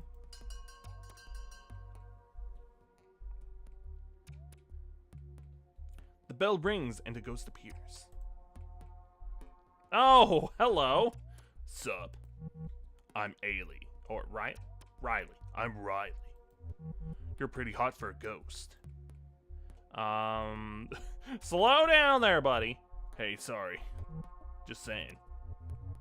But isn't it cool we stayed the age we died? Makes dying young a little better. You're not gonna ask my name? Nah. I already know your name. When I died, I got psychic powers. Oh, that's cool. It's Casey, right? Nice try, but no. Weak sauce. Guess I still need some practice. Let me try again. You're a spirit of curiosity, right? I am pretty curious sometimes. Figured as much. We're all at least a little curious. So, what do you want to know about me? So you're into sports? How did you know? Gee, I wonder how I would have known that by the football stuck in your head. The football in your head? Kinda hard to miss, huh? I played football in college. Too much football, it turned out. How about you? You into sports? Not really. I'll level with you. Sports are a big part of who I am. I'm not like a one-note guy. I'm not just about sports, but I sure like them. Why do you like them? Like, where do I even start? It's like... Nope, bell rang. Bye-bye. See you again later. Oh, snap. Halftime. Guess we call timeout. Let's keep this going in the second half. Maybe, maybe not. Another ghost appears. Oh, God, no smoking. I know we're all dead, but no, that's no. Hello, sunshine. A ghost takes a long drag of their cigarette. Smoke rises up through their hollow frame. I wonder how you died. Pumping out holes in their back.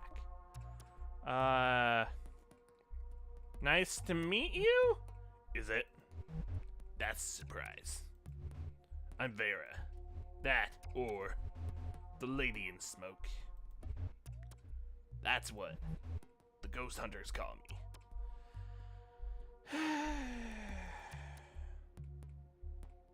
Ghost hunters? Living weirdos. Trying to prove we exist. Hunter sounds so dramatic. Gives them too much credit. For years now, I've haunted Vegas. The glitzier condominiums. On the strip. Obnoxious houses behind gates. I wake up. Rich fools at night. Shrouded in gray smoke. Jangling pennies. Wailing, pay the price. Junk like that. I'm not gonna ask why the rich. The rich deserve it. That's pretty cool. Thanks, hun. Spent a lot of time working on it. I like when they choke on smoke. Choke themselves awake. Then they see me, floating at the foot of their bed, looking ready for a funeral. It works. Except when the smoke alarm goes off. Then it's not as scary. Did you die in Vegas? I was an executive assistant to this big shot casino owner. This was back in the boom. Everybody moved in post-war. By the early 50s, it was a wonderland. My boss was a real piece of work. If you're a ghost, why were you coughing just now? Just curious. Balding, bad suits, always eating peanuts. What's wrong with eating peanuts? Tossing back rye. That part I can judge. He was obsessed with money.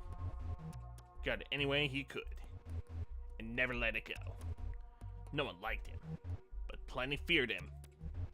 It was my job to keep his sins quiet. Anyway, that's me. What brings you to this thing? I was bored. Pretty hard. For ghosts to get bored. It's almost impressive. I guess it does get old though. Floating, moving through stuff. You start to take it for granted. Like the living do. With breathing and eating food. I don't miss breathing. You and me both, hun. Oh, thank goodness. Bell rings. Guess that's the bell. I'll have to pick up this later. Alright, who's next? This lineup isn't looking good so far. Oh, hello. Hey. Hey. I'm Stephanie. But you can call me Steph. Everybody does. Hey, Steph. Hey. Oh gosh, I'm nervous. I've never done anything like this before. I spent like an hour putting my face on this morning. Ha ha! That's a good one. You look nice. Thank you. That's sweet of you to say. What brings you to speed dating? I've been single for a while. At first, it was great. I did what I wanted to do. Taught myself some Japanese. Nice! Congrats! Played my clarinet every day without fail. Allowed myself time to get to know the real me. But after a while, the silence gets to you. My cat only says so much. Tell me about your cat. Clarence. After the angel. But he's more of a demon. Especially around food. You know how most cats have this pleasant meow? Almost a mew. Clarence wails and whines. All raspy like he's dying. Or dead. Haha! You probably think I'm so weird. We're all a little weird. I suppose the beats being normal. True. There's nothing worse than meeting someone and running out of things to say after like 10 minutes. Seriously, that's why I'm here. There's no time to get bored. If you do, it's almost impressive. Tell me about playing the clarinet. You gotta commit to it. When I first learned as a kid, we rented one, which was gross, cause, well, you have this cloth. It's like a little metal thing attached to a long string. The cloth is on the other end. When you're done playing, you take the mouthpiece off, then run the little thing through the clarinet to pull the cloth and despidify it. That sounds like a lot of work. I'm not gonna ask what happens if you don't, because that seems pretty obvious. Sorta, I guess. We used to call it the spit rag. Ew. Do you miss playing? Not really. I mean, I still practice every day. Can dead people play the clarinet? Of course not. They're dead. Fair enough. They can't breathe, so they can't play. Why even ask that? What? Of course it can breathe. I'm talking to you, aren't I? That's different. How? Because you're a ghost? Wait, what? What do you mean? No, wait. The bell can't ring yet. I don't understand. We're dead? Did I die? Am I ghost? Uh-oh. Someone didn't get the memo. Uh-oh. Second round begins. Hello, Mr. Football. Sup? I'm Riley again. Haha. So, like, what should we talk about now? I have no idea. Oh. Well, if you have no idea, and I have no idea, this will be a weird few minutes.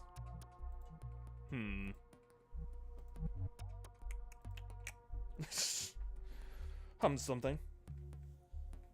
About that football in your head. Sorry, stretch. So, like, this may surprise you, but people always ask about the football in my head. I can't imagine why they would ask about it. I consider it a badge of honor, but also a reminder. You can push yourself too hard and lose everything you worked for. 5 too many hits to the head. Whammo. Sports Ghost at your service. Here to tell you all goals have limits. That's good advice, right?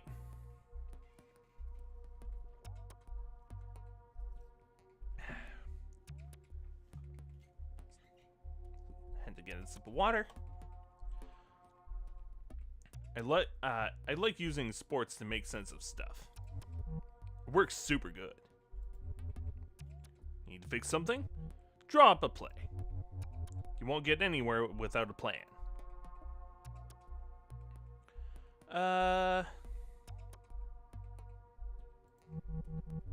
This is like an early retirement. You have your legacy, your accomplishments right there on paper, and people's memories. You're no longer playing the game, but hopefully you changed it. And you can still do plenty of good, just from the sidelines. Fair? Fair enough. I want to still do good. It's never too late. The bell rings. So, like, I was thinking, it might be fun to see a game together. My old team's playing our state rivals. It's been a while since I've checked in on them. That's not my thing. Bummer. But hey, I understand. I think maybe we can count this as a loss. There's always next time, though. Yeah, sure, next time. Yeah, yeah, we can try again next time. Hello, Miss Smokey. Hello again, Sunshine. Good to see you back around. Cough. We already talked a bit about how I lived. the Vegas life, my crooked casino boss. I'd like to tell you about how I died. Okay, sure. It's speed dating. Might as well lay out my cards out. One day, in 1954, the casino rang me up. A voice, the boss's son, said they were out of clean shirts. Uh-huh. It was maybe 6 a.m. Oh, wow, that's super early. Wow, the sun wasn't up yet. Dropped my girl off at a sitter and rushed over to the casino. You had a daughter? Sure did. I was a single mom in the 50s, in case you're doubting why I stayed at the job. Okay. The casino front doors were locked. Doors were never locked. Security let me in and led me to the blackjack tables, where my boss was waiting, dead on the floor, blood soaking into the burgundy carpet. How'd he die? A knife, probably. These guys hated guns. His son was there. He smiled when he saw me. "You'll make this go away," he said. I nodded. Two guys, bigger than horses, stepped up behind me. They loaded my dead boss into the trunk of a black car. One of them drove. The other made sure to sit with me in the back seat. Did you know these men? No. All their tufts looked the same. I swear they worked a year, and they got put down, like my boss had been put down. I kept thinking about where this put me. When we got to the desert, would they bury me too? But they didn't. I watched as my boss, friend to the mayor, a builder, got what he deserved. A hole in the sand. Did you confront the son? Not a chance. By the time we got back to the trip, the casino was open, busy as ever, and the son was out making funeral arrangements. Heart attack. That's what they called it.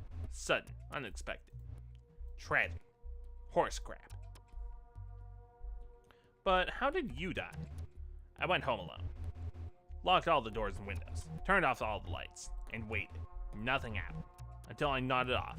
I woke up to an intense heat, took a deep breath, sucking in hot black smoke. My lungs felt like they were burning. I couldn't see. They burnt down my house. After making sure I was inside. What about your kid? I made sure she was taken care of. Had a bunch of money stashed away. My brother in Tulsa took her in. For a long time, I couldn't bear to see her. And by the time I was ready, I couldn't find her. I can't even tell you if she's still alive. Oh, the bell rings. Sorry this got so grim. After this is all over, maybe we can go grab a drink? And try not to let the past haunt us, even for just an hour. I don't think I want to talk to them again because that is really raspy voice. Just gonna take another sip of water because goodness, that voice wasn't.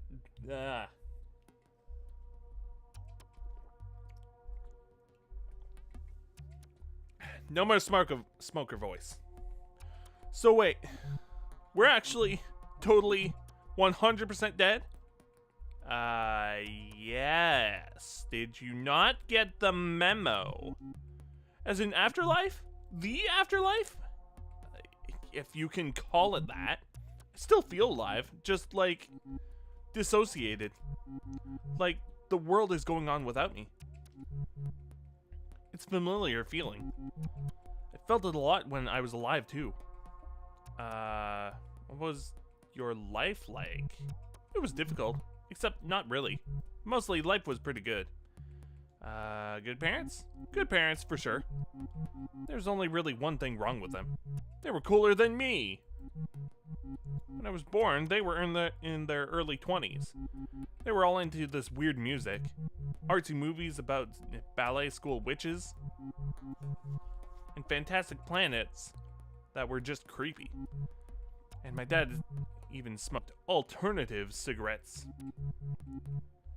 Meanwhile, I was that dork with the puzzles, learning languages for fun. My parents were excited when I joined the band. They thought it would help me make friends.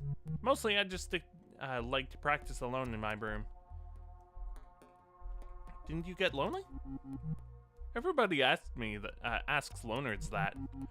Some people like to be left alone. True. It's easier to keep a handle on things, especially when things start to go wrong. And holy did things go wrong in my life. What happened to you? This is hard to talk about. I can't. Oh no, dude, I'm so sorry. Oh no. A week after your 19th. No, dude. Started getting headaches and feeling confused about things. Things would just look wrong, out of place. It's hard to describe.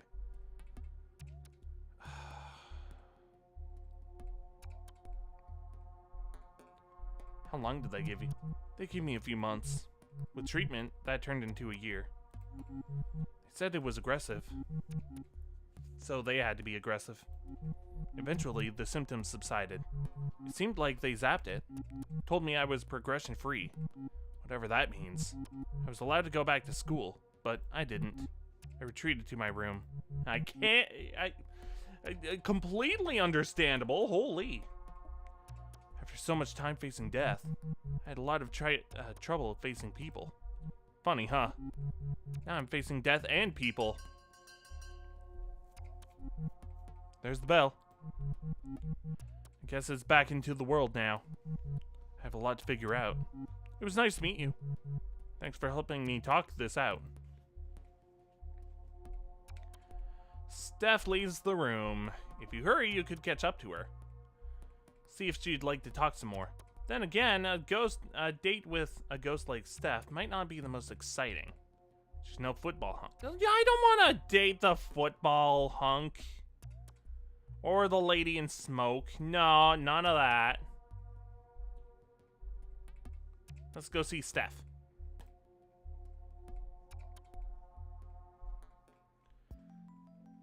You catch up with Steph. She looks surprised to see you. You think, it's hard to tell with the mask. Hey, what's up?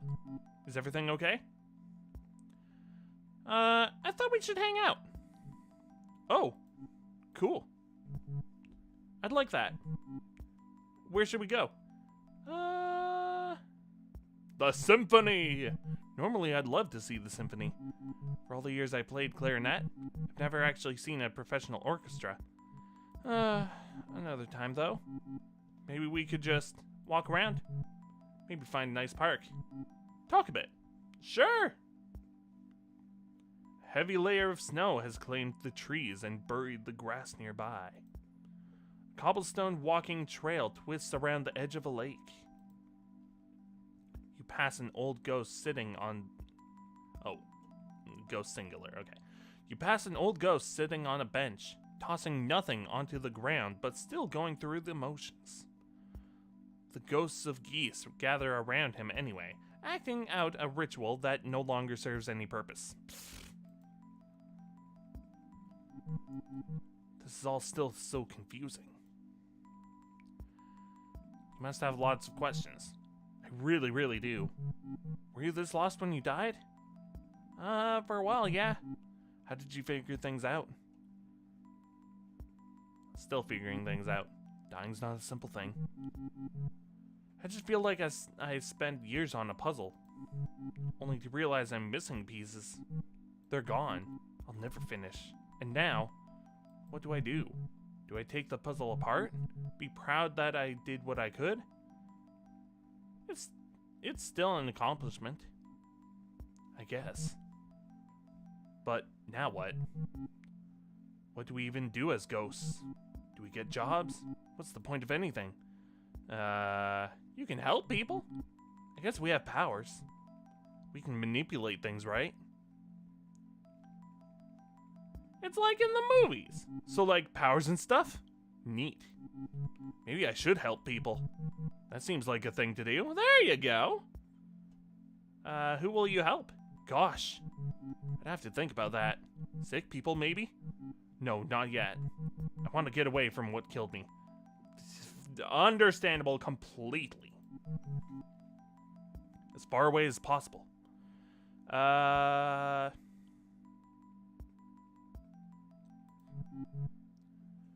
Where do ghosts even live? Or not live? You know what I mean. Where do they remain? Is where you're getting at. Everywhere, honestly. I get to decide what kind of ghost I am? That's the beauty of freedom. That's a lot of freedom for one, Steph. It's also kind of exciting, actually. I think I'm ready to take my mask off. You got this. If you say so. Oh, that's not bad at all. How do I look? Beautiful. Thanks for lying to me. That's not a lie. And thanks for the talk. It helped a lot. We should do it again sometime. I'd like that. It's hard to be a ghost. But Steph seems like she'll be alright. What's next for you, though?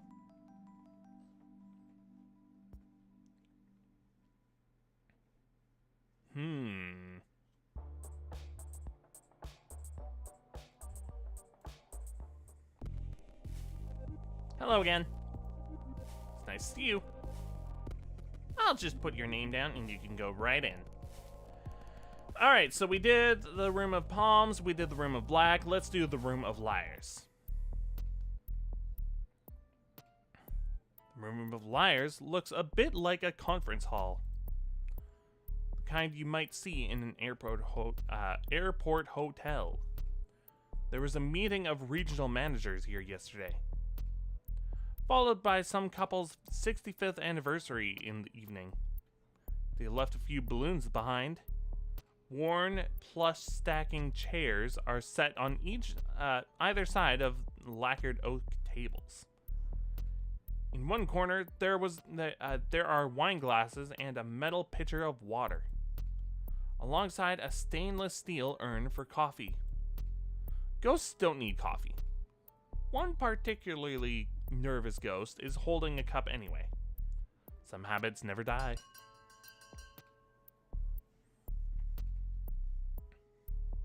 The bell rings and a ghost appears. Oh, they're terrified. Ah, a ghost.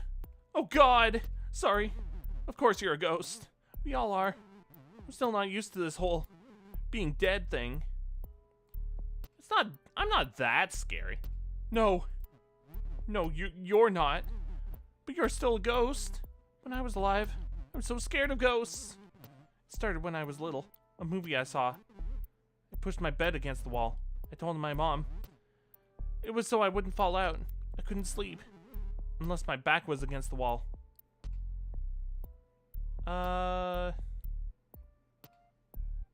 were you scared? I pictured the worst ghosts. Devils, dark entities, hateful things floating in the dark. Hiding in mirrors, watching, staying behind me, and now I learned where they were there? Everyone who told me that there was nothing to be afraid of, they were wrong. Ghosts are real, and I am one. It's not so bad. For you, maybe. I'd rather not become what I fear. You can be anything you want. Anxiety. I'm a spirit of anxiety. I might not want to be anything else, but that's what I am. What about you? Are you afraid of ghosts? Not anymore. What changed?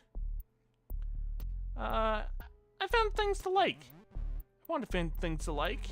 Every time I think I'm happy, even for a second, the anxiety knocks. Says, I'm back from my break. Did you miss me? Ah! The bell rings. Oh, that was just the bell. Whew. Thanks for listening. I guess we'll talk more in a bit. Hopefully the other ghosts are as nice as you.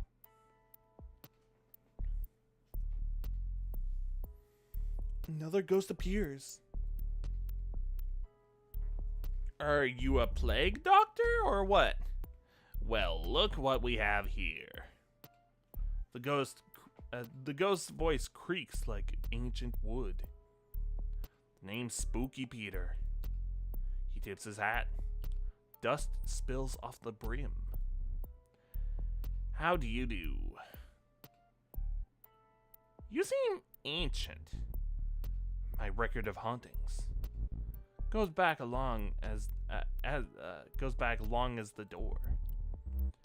Since the Black Death took me in 1665. Ah, so I was right with the plague doctor thing. Okay.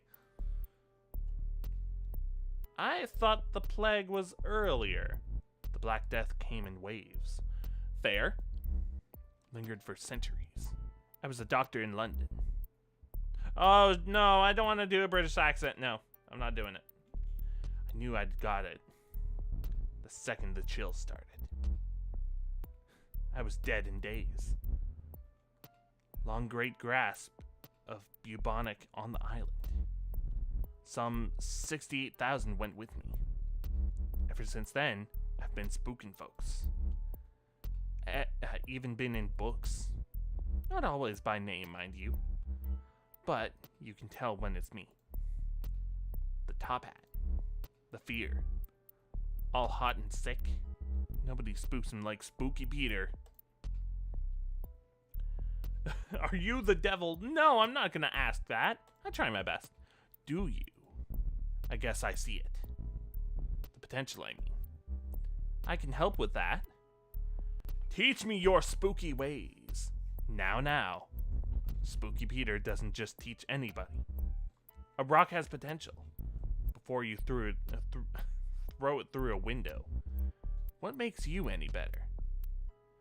I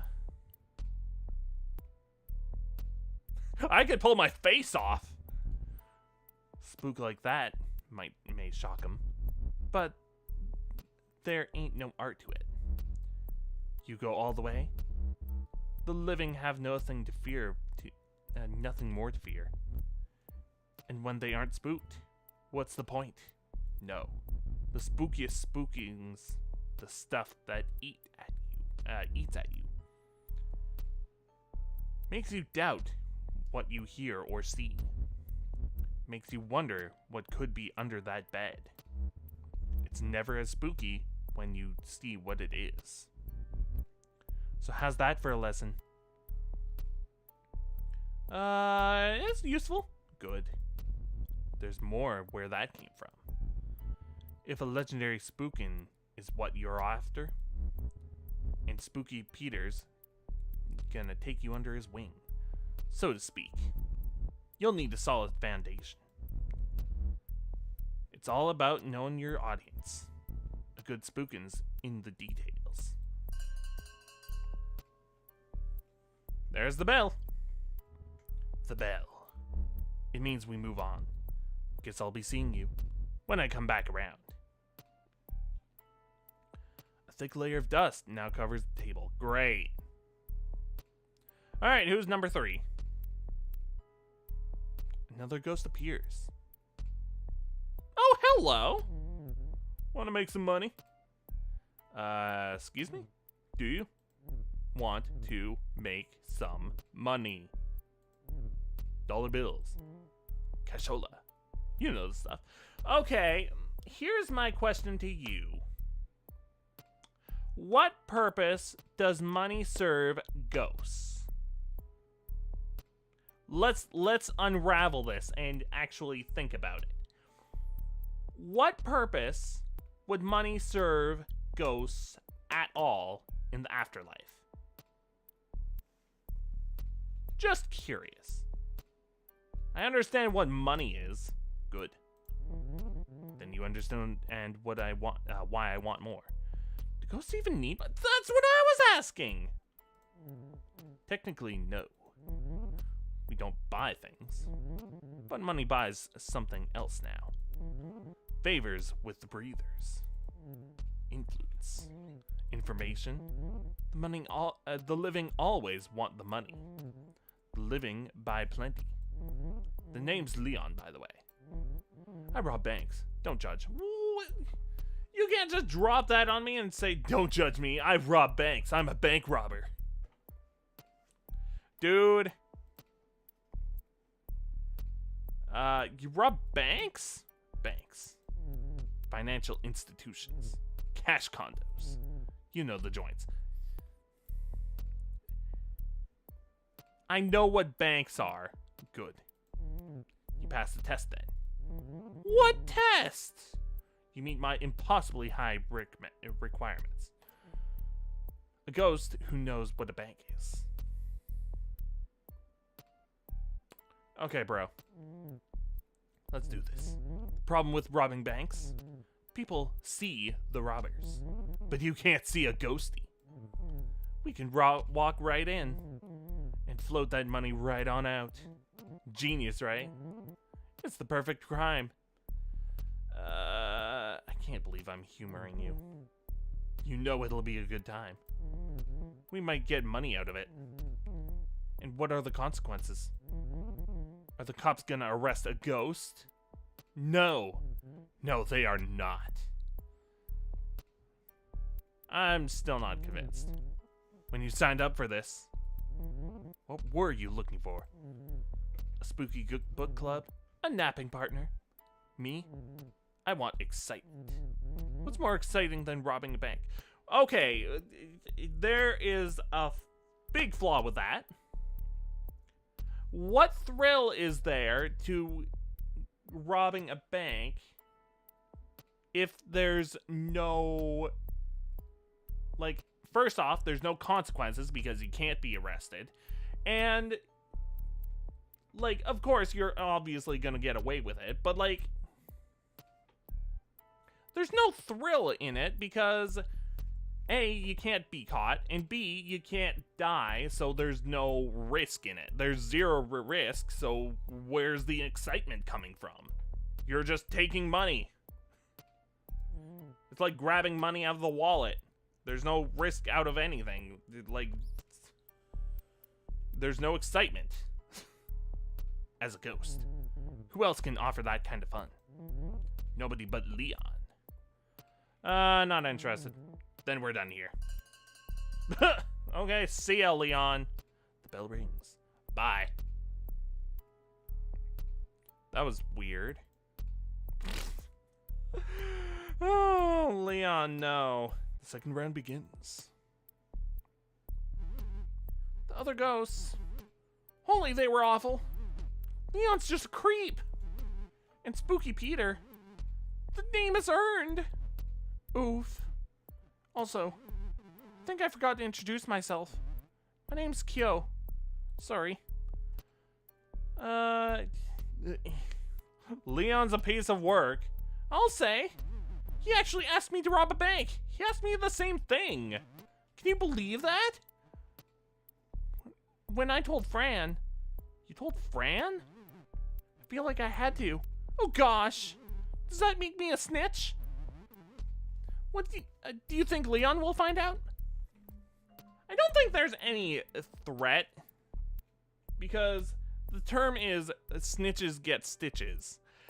You can't really get stitches when you're a ghost. So I don't think Leon will do anything.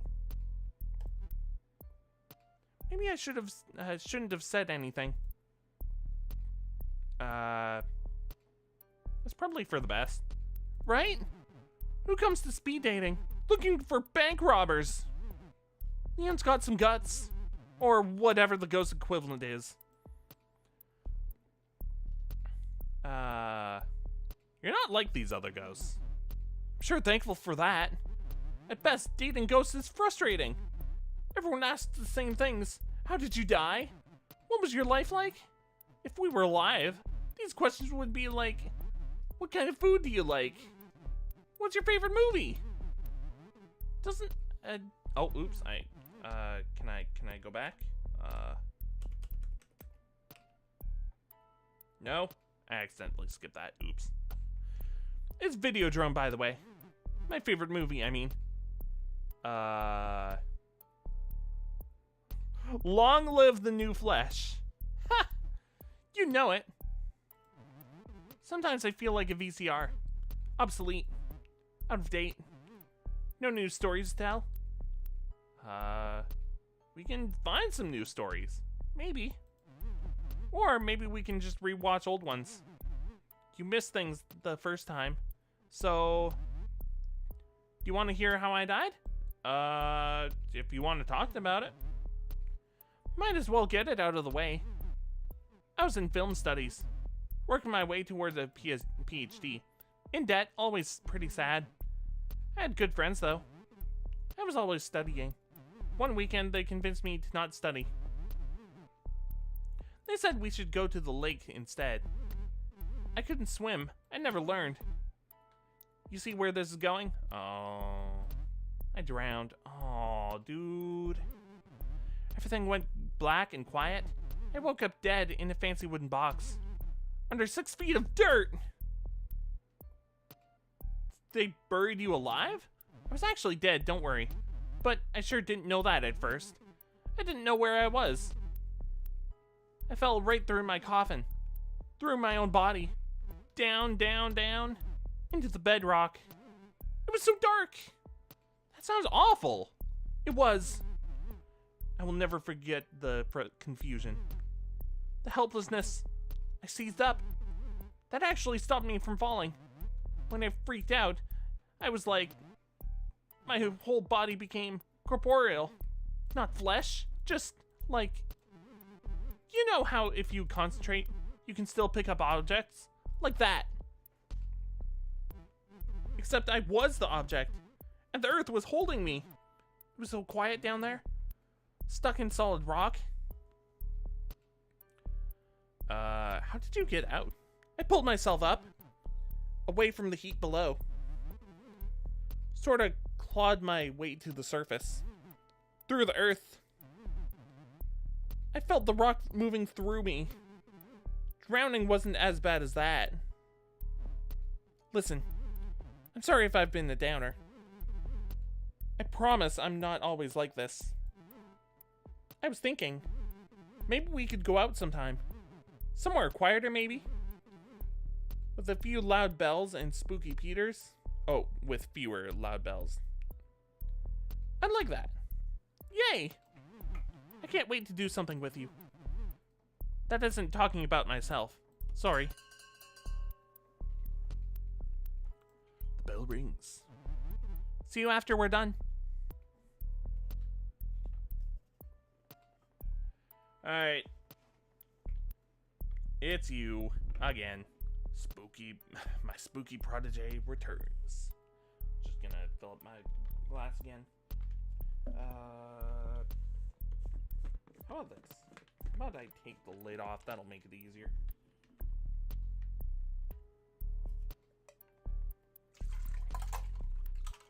There we go. That's a lot better. Okay.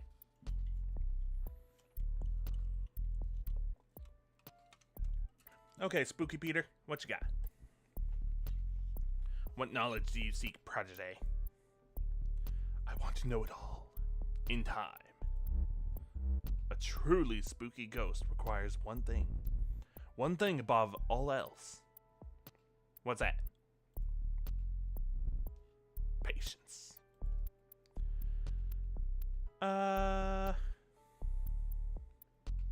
What spooks Spooky Peter? Not much.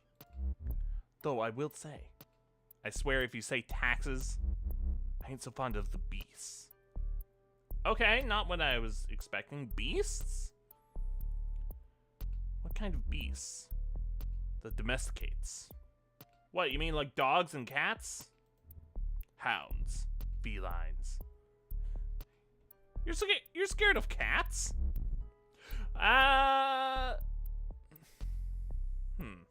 Okay. Spooky folk like me rely on a certain covertness. I can't just be all clanging about, announcing myself. That's not so spooky. Cats? They can sense spooky Peter. They know I'm there. If I hide in the closet, they'll scritch and scratch out the door. Start yowling. Even run around in the dark. To wake the owners, I wager. It's trouble, let me tell you. A real impediment. Spooky Peter wheezes. Something's rattling around in there. Tell me about the plague. The man I was died. I won't say much more than that I have. I did my life. Now I do something else entirely. You ever been to the mirror world? What's that? The place beyond this. But the same as this. You've seen it. But always looking in. Oh, there's the bell. Bye-bye, Spooky Peter. The bell rings. If you fancy another lesson, come on by that edge of things. I'll show you around the other side. If I find time. Tarry all you want. I've got patience like I've got time. I can wait forever. Okay.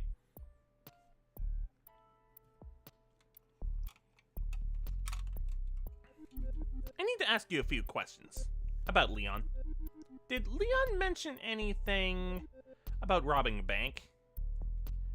Yup! I knew it. He said some weird things when he signed up. Things like, anyone got any lockpicking experience? I thought he was joking. I didn't get the joke. But that's normal for me. Did he try to recruit you? He tried. I saw the way he reacted. During your turn, he left before we could speak. He had some nerve. He sure did. Trying to recruit bank robbers at a ghost speed dating event. My ghost speed dating event. I'm sorry about this. And I appreciate your time. I hope the rest of your dates are more stand-up than stick-up. That was a joke. I know. Oh, well. Thank you again for participating in this. Ghosts like you make it all worthwhile. Duh. Well, no Leon this time. It's safe to say Leon's out of the running. So it's just between these two? Like the first two? Oh, I can still choose Leon if I want. I'll choose Kyo. Probably the most sensible. You meet Kyo the next day, waiting on the street as you approach, looking nervous. Oh, they're listening to music. I'm nervous. Are you nervous? Don't worry so much. What? Take off your headphones. Hold on a second. Let me take off these headphones. Oh, goody. That's better. So, what were you saying? Were those headphones plugged in? Plugged into the ether. The ether? So, you ready to go? Where are we going? Thank you for hanging out with me.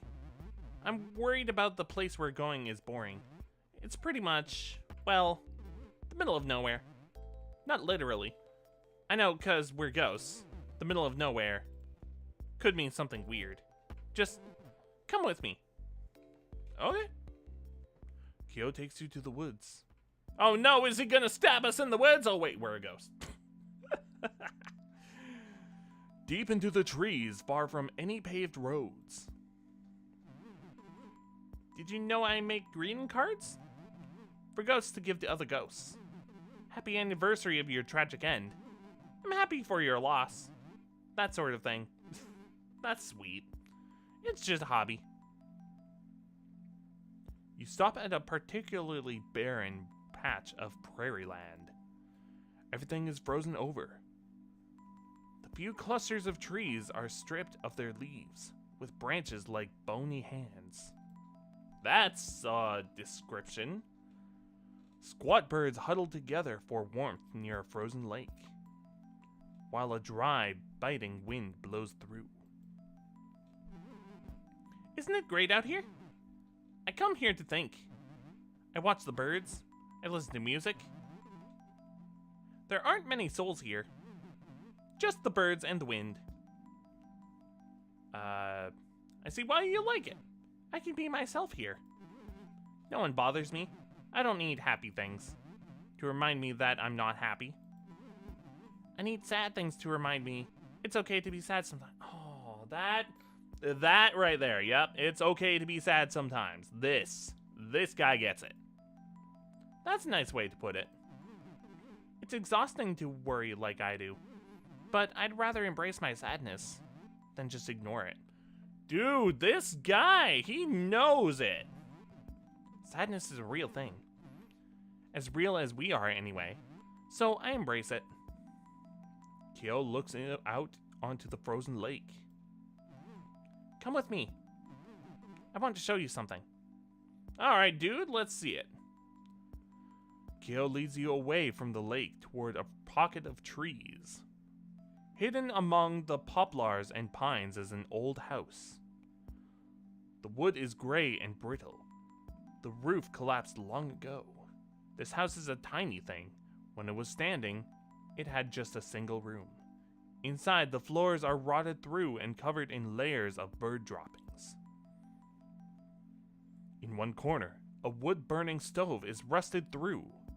There's not much else.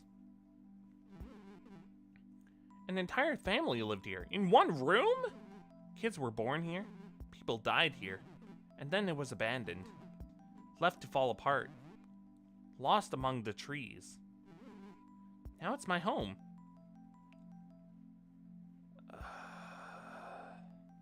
Love what you've done with it. I would never change a thing. It's perfect. Kyo leads you back out into the cold. Back to the edge of the frozen lake.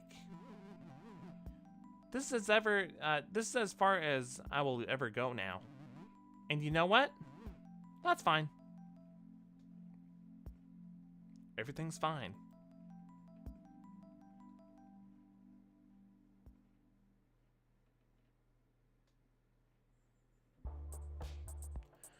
So we got 3 dates, and out of like 9? Because there are 3 rooms and 3 guests for each one. Let me just see. Yeah, 1, 2, 3, 4, 5, 6, 7, 8. Oh, wait, hold on. Is there a new place to unlock? Or are there new dates for each room? I see you. Put your name down. I mean, there's only the 3 rooms. I'm gonna see if there's new dates in each of these rooms.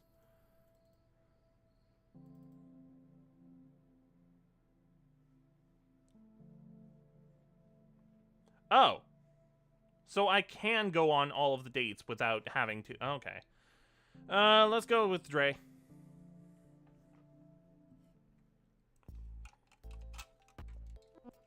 You ready?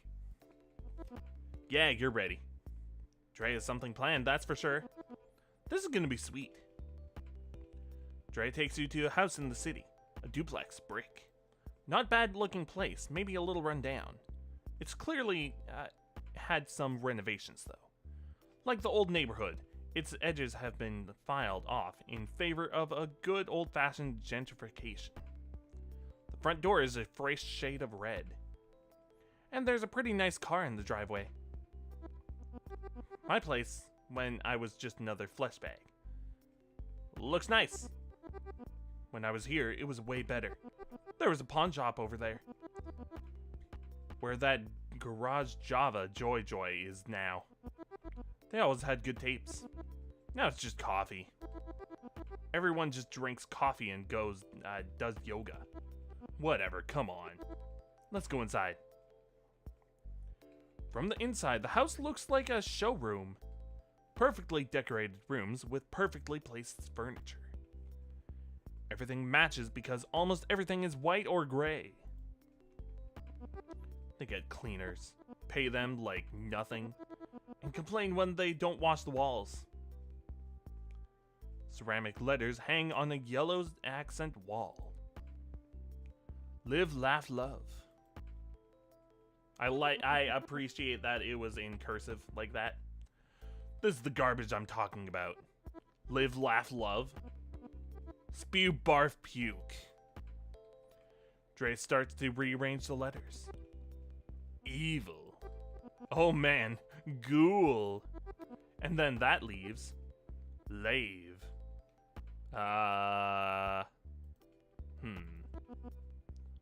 What does that spell? Veil? Does evil ghost veil mean anything?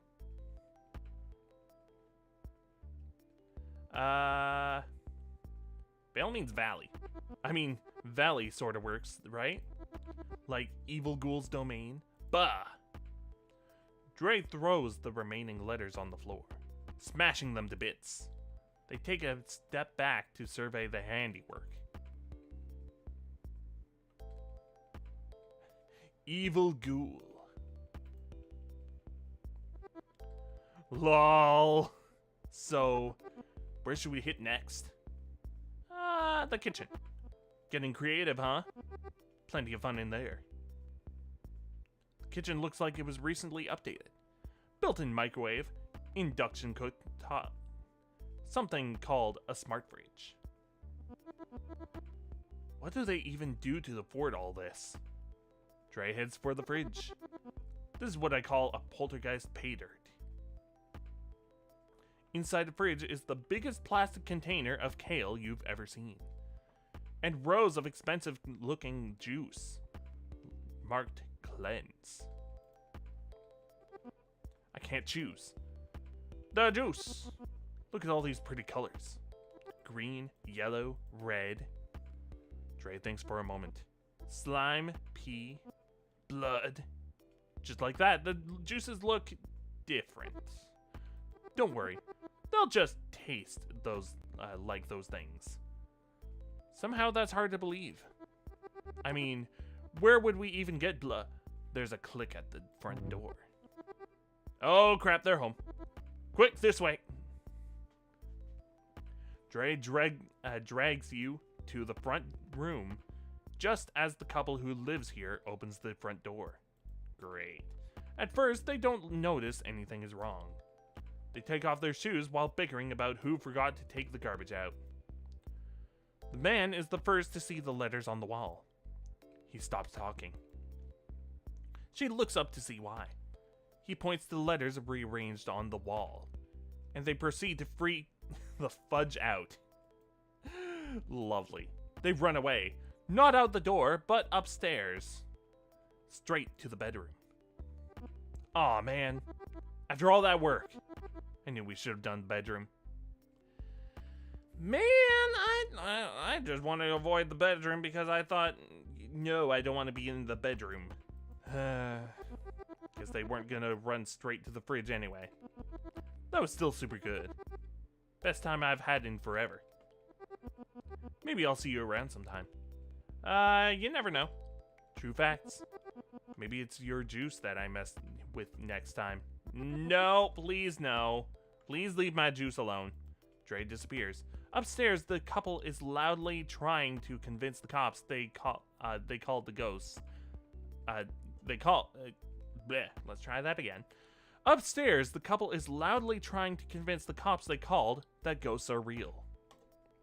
Eventually, they give up and admit it was probably just some neighborhood punks. That's your cue to scram. Sheesh. Duh.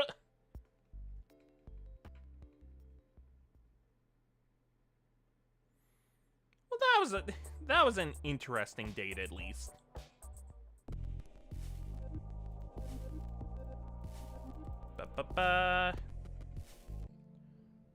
black.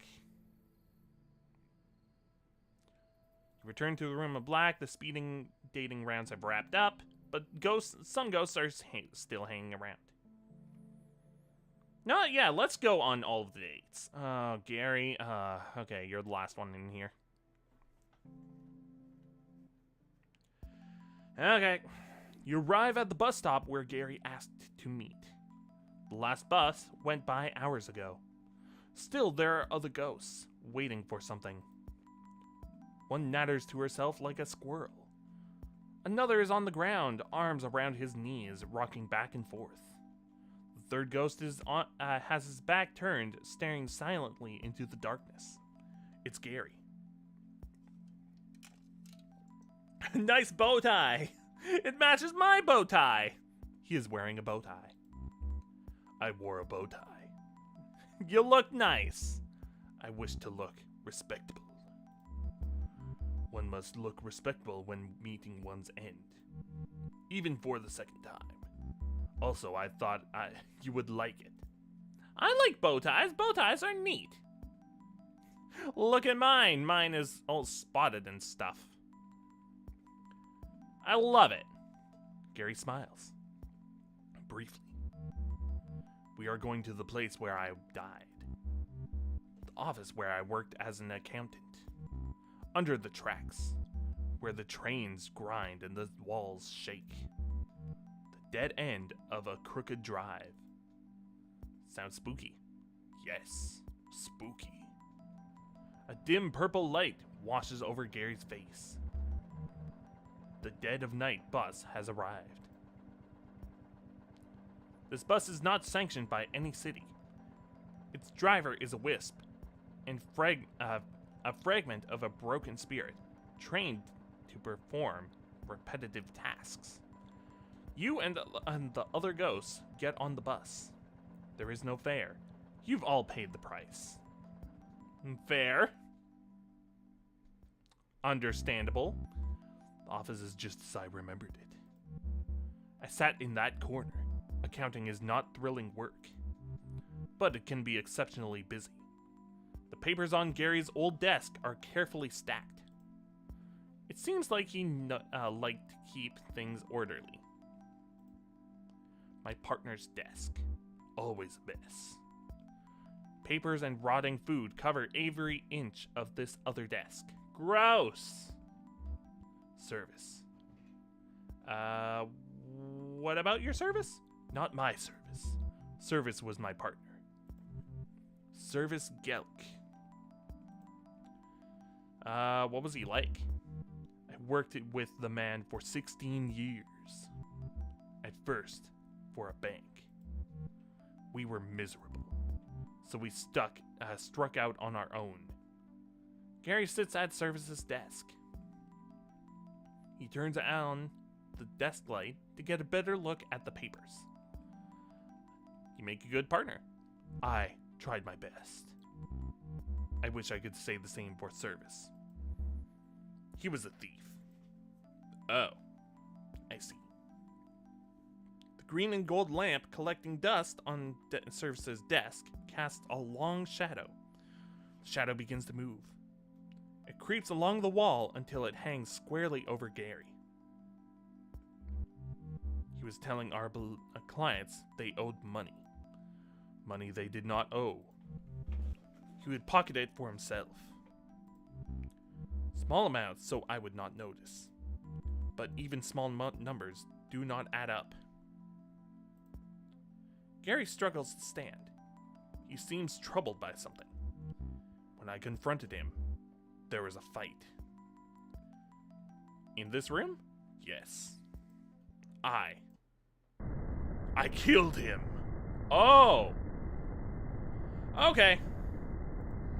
Oh God. I still feel the blade.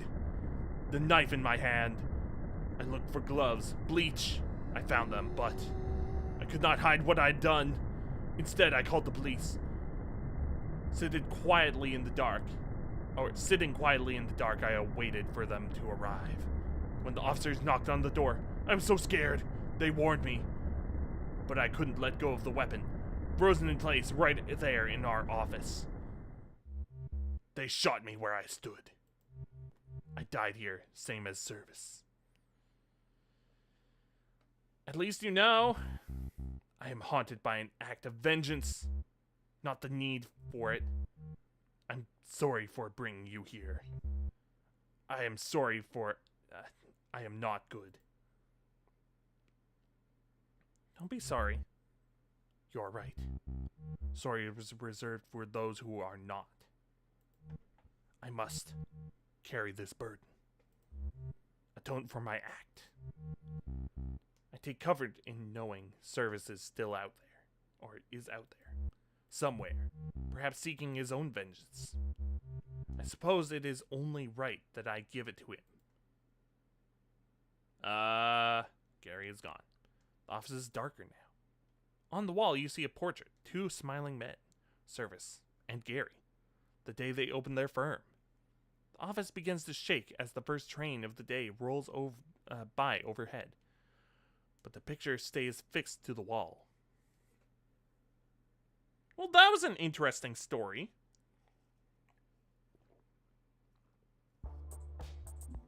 Huh. I believe there are 4 more dates to go on.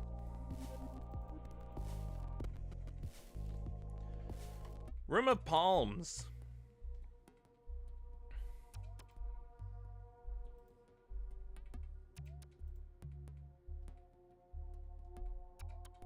I wonder, can I... I don't want to go on either of these dates. It didn't work out with this ghost. Oh. Aw, man. I don't want to go out with Vera. Dang it.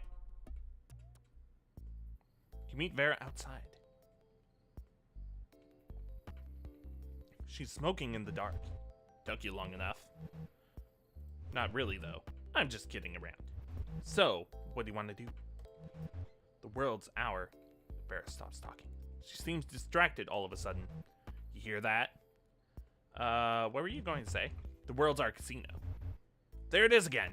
A voice. What, is it your voice? Did you hear it this time? Are you okay? I'm honestly not sure. I'm hearing a second voice. This one sounds familiar. Like the way I'd sound if someone recorded me. Me, but not me. Where are the voices coming from? The voices are in my head, but also far away. The voice is calling out to me. It's saying, Vera, are you there? We're trying to reach Vera. Dead on the 5th. November 1954. And then the other voice, the one that sounds so familiar, it says, where are you, Mom? Oh no, she's doing a seance. Oh no. My daughter? I'm sorry. I have to go. I have to find her. Can I come with you? Yeah. I think you'd better. I'm not sure what I'm hearing. It sounds like my daughter, but, well, you know what I've done. It might be nice to have some backup. Sure. To follow Vera to the source of the voices in her head. A small bungalow on a quiet street on the other side of town. There's a square hedge around the front yard, and a neon sign in the window. Psychic readings! Fair enough. Know the future. Know yourself. Let's go inside. Inside, the house is dark, except for a dim room toward the back, lit by trembling candles. 2 people are seated at a table, facing each other. One is a young woman dressed in black with multiple piercings. She appears to be the psychic and playing the part with witchy flair. A second woman sits across from her. The woman is in her 70s, wearing a wire-framed glasses and a long black dress. She looks like a retired librarian. That's my daughter. Is this a seance? Sure looks it that way. What happens now? feel a presence. Bear's daughter opens her eyes. Mom, are you there?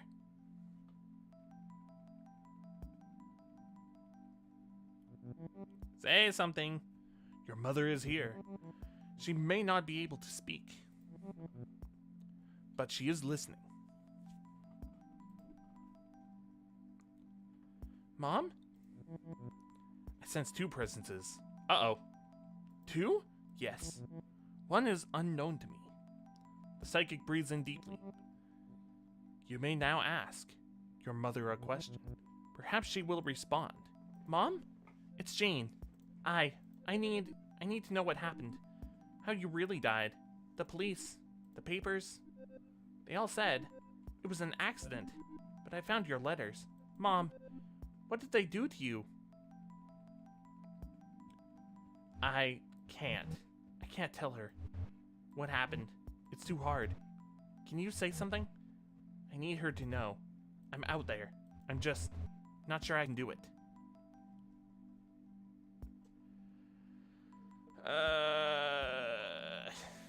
Tell her the truth. Word for word. The letters were all true. Every word. I'm sorry I left you. I did it so you could live. Jane begins to cry. You didn't leave me. They took you from me. I was only a little girl. I'm so sorry, Mom. I miss you so much.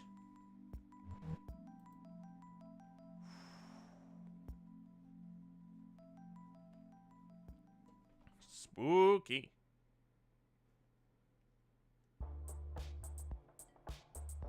Well, that's that one done. So I guess this one down here is just one grave. Like the one below Kyo. It just looks like it's broken apart. Okay.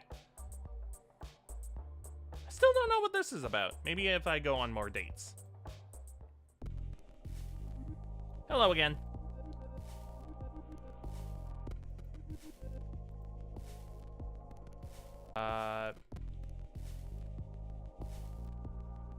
This room is now empty. Oh. This room is now empty. Oh! Okay. So I only have 2 dates left. Okay. Some ghosts are still hanging around. I wonder what happens if I try to go on the date with Kyo again. You already dated Kyo. Oh, okay. Well, fine. Spooky Peter. Great. You arrive for your date with Spooky Peter.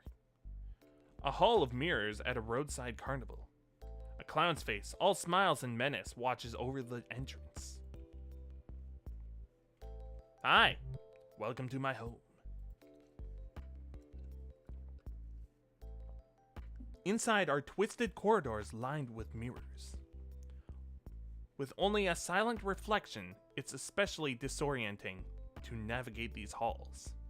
Spooky Peter leads you to a specific mirror taller than the others. The mirror's face is concave, as if to pull in everything around it. We are going into this mirror. Okay, let's follow him. Together, you step inside the mirror.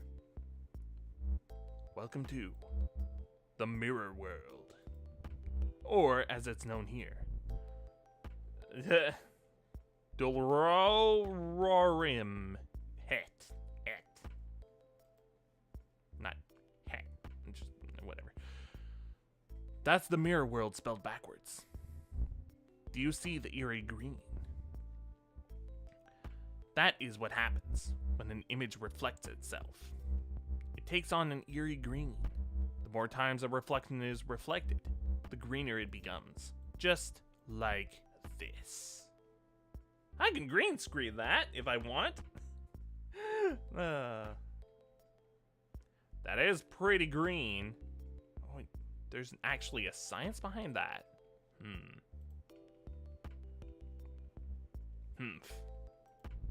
Science has no bearing here. In the mirror world, the physical laws are upended. Am I really here? Or am I over here? Or am I over here? Perhaps it is all of the above. Or even nowhere at all. That's amazing. I thought you might be impressed. I have practiced these skills for ages, centuries. It is not easy being green. Ah! Now come with me. The spooking hour approaches. That's 3 a.m. in case you're wondering. Oh, I think I actually heard about, like, something. No, wait, no. Was it 3 a.m. or what? No. I think.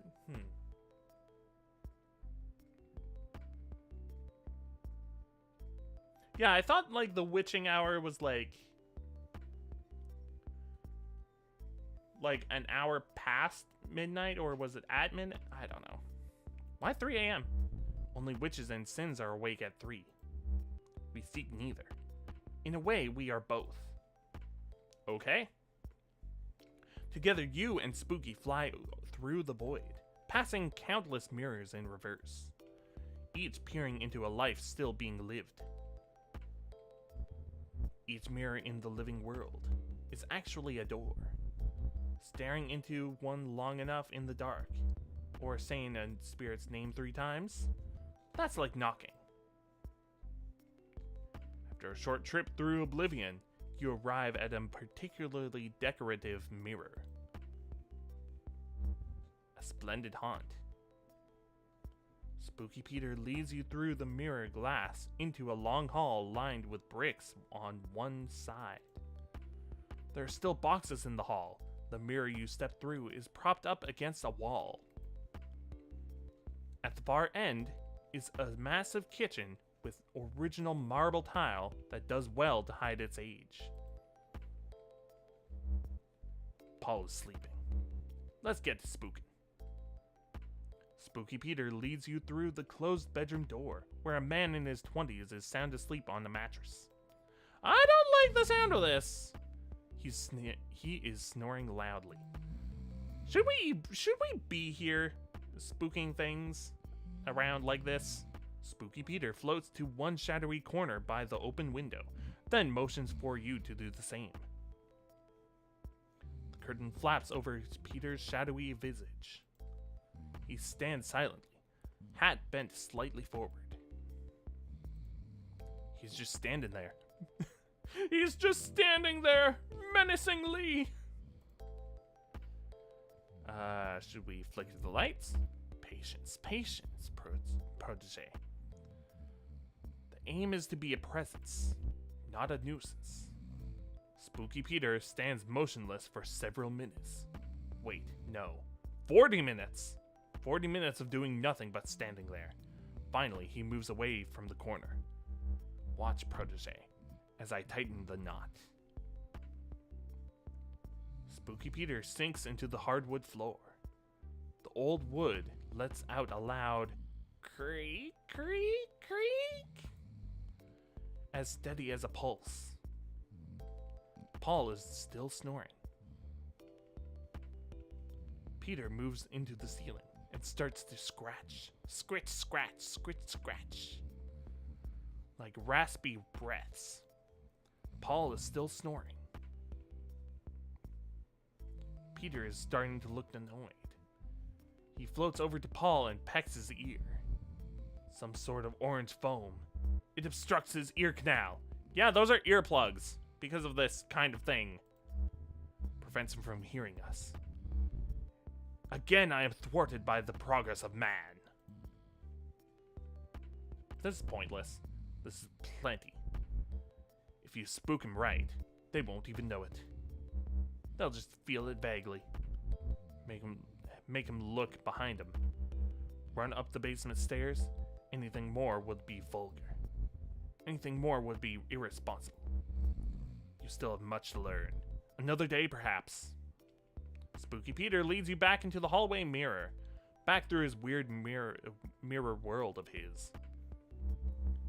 A fractal realm on the dull side of the train. What he said. Eventually, you reach the mirror that leads you back to where you came in. Well, this is it. Thank you for your company. This was fun. I am pleased. Before we return to the physical world, I should warn you, time behaves differently in the mirror world. What may have felt like hours was in fact years. A decade has passed since we began this date. Great! Fantastic! Lovely. I speak in jest. Oh, good. Good. It's barely been the length of a talkie. The look of fear on your face. Spooky Peter spooked you good. He tips his hat to say goodbye. More dust falls off the brim. Guess I'll be seeing you. A breeze picks up and the rest of him blows away. Sorry about this one.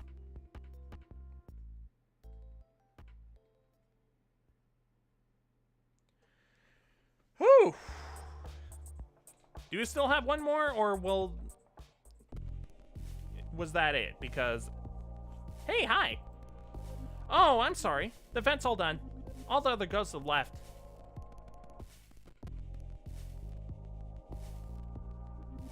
From what I hear, you were pretty popular. Still couldn't find the one, huh? Sadly no. That's okay. There are always more ghosts. People die pretty much all the time. Did you have fun at least? It was a blast. Glad to hear it. You've been having fun just I've been having fun just observing. I set this up as a way to help ghosts find something they might be missing, or to learn more about themselves. In a way, we are all products of death. I like to think I am also her student. What have you learned? What have you learned? I've learned so much. How burial versus cremation affects the afterlife. The meaning of life. All kinds of neat ghost trivia. When I was alive, I studied people. Now that I'm dead, I study us. It's fascinating. I love trivia. I do too. Trivia is great. Let's play trivia right now. I have questions prepared and everything. Welcome to Fran's Scary Hard Trivia Challenge. All the questions are ghost related. Don't worry if you get any wrong. I'm not testing you or anything. Question 1. Which film star is said to haunt the Hollywood Roosevelt Hotel in Los Angeles, California? I don't know this. Grace Kelly? Oh, I'm sorry. It's actually Marilyn Monroe. Of course it's Marilyn Monroe. Dang it. If you visit that hotel as a ghost, you might meet her. Marilyn actually lived in the hotel for about 2 years. Now she haunts it. Pretty cool, huh?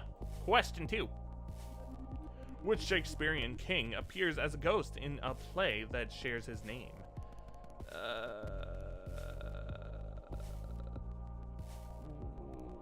Was it Richard III? Ah, frick. That was gonna be my second guess. Okay. Hamlet's father appears as a ghost. His name is technically also Hamlet. Dang it. King Hamlet. Okay. There are ghosts of kings in Richard III, but not Richard III himself. Question 3. A red blood cell that has lost his hemoglobin is known as what?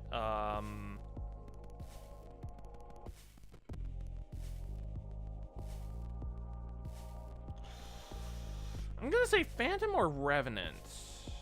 Phantom? It's actually Ghost. Dang it! Okay, so I'm doubly wrong. Okay.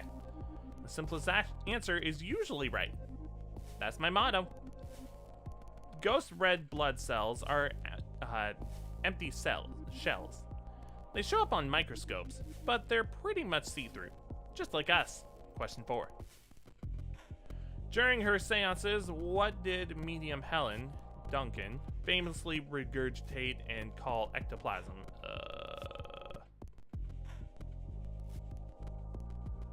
Lard? I get why you'd pick a goop, but the answer is actually cheesecloth. Dang it.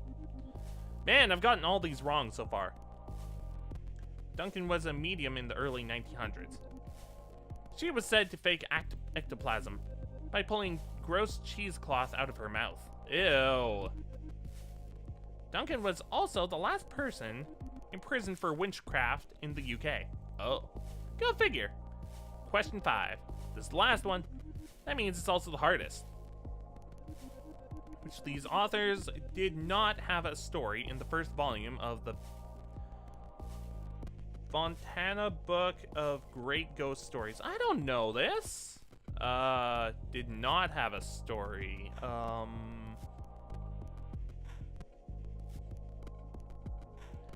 This one? Dang it! Okay. Seems like he'd be in there.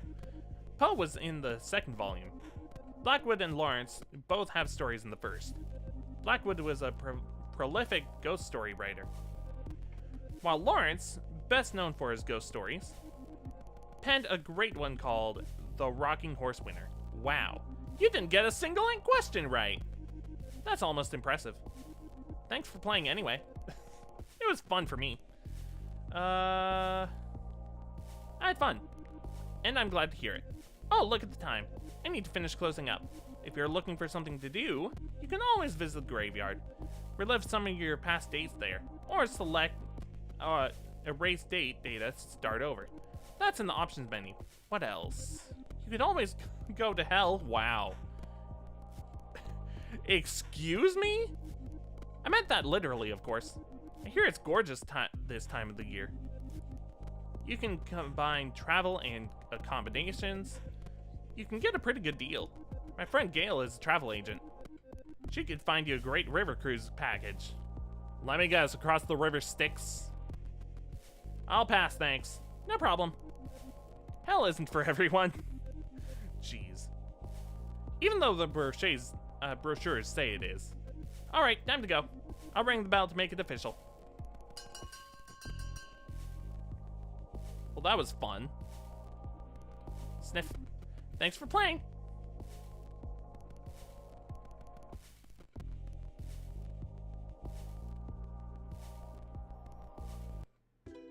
Those were some interesting dates. Oh my goodness, I can actually go.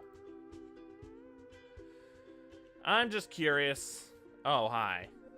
Oh, hey there, stranger. You look like you could use some R&R. Romance and retribution. Name's Gail. I'm a travel agent for the dead. I've got all the best deals. Singles cruises on the river Styx. Cookouts on the shores of hell itself. All inclusives at Daytona Beach. Of course it's Daytona Beach. You may be dead, but that doesn't mean you still can't have some fun. Nice to meet you. A nice one, huh? That's unfortunate. I like the bad ones. You actually look like a lot like Fran. You're right.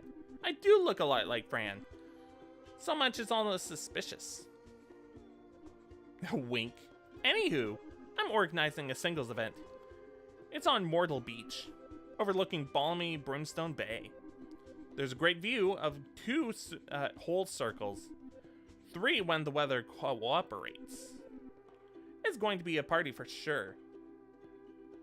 Sounds great.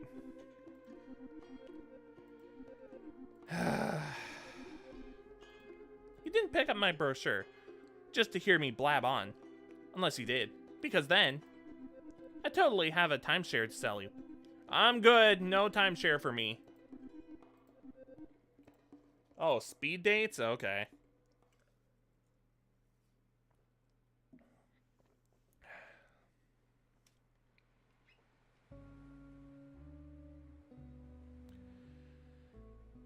For the living, the shores of hell might seem like a strange place to take a vacation.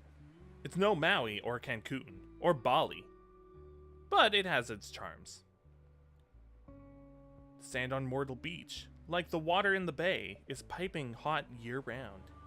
The air is sweltering, heavy, like a good sauna or an oven.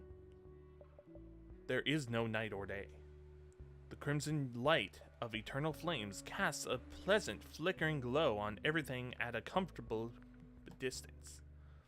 In a way, it's kind of romantic. The bell rings. So I wonder if this is like DLC for the game or something. I don't know. The first ghost appears. Wait, are they a ghost? Hi. Salutations, brah. They call me Andy. You party? You look like you party. Not really. Oh, well. You should totally try partying. It'll change your whole deal. There's more to life than partying. More to life, huh? You realize you're dead, right? Puh, of course you do. You wouldn't have made it this far. It must be nice to have lived once. I'm a demon. Not alive or dead. I just am, you know. A demon? Cool. Thanks, bruh. It's nothing, really. Just who I am. I've never met a demon. Mega honored to be your first. A demon is like a ghost. We float around like you, but a demon was never alive. We're sort of born like this, with a singular purpose. For me, that purpose is partying. Oh wait, hold on a sec. Andy chugs a 6-pack, all the cans at once. Ah, that's better. That was rude. Humph. Not cool, bruh. Show a little sensitivity for my, condition. What, your condition of being a party animal? If I don't party, I die. Aren't you already dead?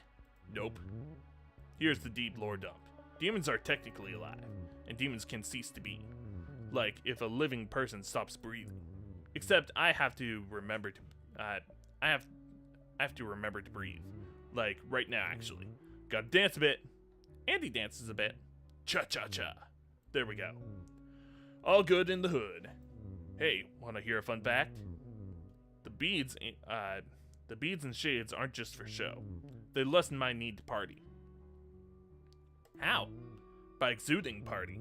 Sorta like an RPG or something. Ah! Okay. Special item effects. +3 to partying. There's the bell. The bell ringeth. Time to mingle. See you later, crocodile. That's not how it goes. Okay. Like, that's not the saying. Ooh, a nice shade of green. Oh, hello. You look very lovely. And what do we have here? Another lonely spirit. Tell me, lonely spirit, what is loss? Absence of something? Why, yes, dear. Precisely. You must feel it too, then. That profound emptiness. The loss of your life. I'm still me, though. Are you certain of that, lonely spirit? Ghosts are desperate for purpose. We lie to ourselves, tell ourselves we still matter, that a part of us remains. But who is to say we matter anymore? We are not even matter. We are more like echoes, epilogues of unfinished stories. Soon there will be nothing more to say. You and I will truly be nothing. I believe it will be glorious. What have you lost? Like you, I lost my life. Unlike you, it happened twice. Explain how. They call me Agatha, Bane of Bricksdale, Connecticut. An irregularity in the blood count. I suppose you could, at one time, call me a vampire. Oh, you were... Oh, that explains the stake in the chest. Oh, okay. Now I am a ghost. Vampire ghost? Cool. I'm quite chilly, yes. Thank you for noticing. The stake through my heart. I suppose it made me this way. There are very few vampires, let alone vampire ghosts. Who did it? A jilted lover. She didn't know I was a vampire. When she found out, She killed me in my sleep. Now I wander between worlds. A nothing and nowhere. Deserving this lonely death. My broken heart on full display. No one deserves to be lonely. Of course I deserve loneliness. Just as others feel they deserve happiness. Let me decide what I need, dear. You just worry about you. Perhaps I am being a tad dramatic. You seem quite harmless. I'm complicated. I did sense as much. From the moment you appeared across the table, you have a depth about you.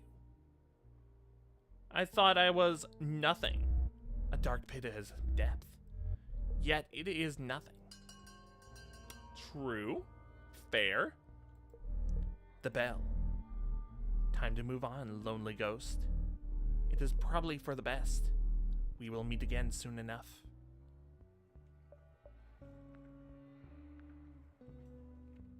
Who do we have next? As I fill up my cup again. Oh, I still have water in here. Still gonna fill it up a bit. Oh. There we go. Another ghost appears. It's a doggy! Hello, doggy. I got some water on my phone just a little bit. Hi, hello. Excuse me. Sorry to bug you. I'm looking for my human.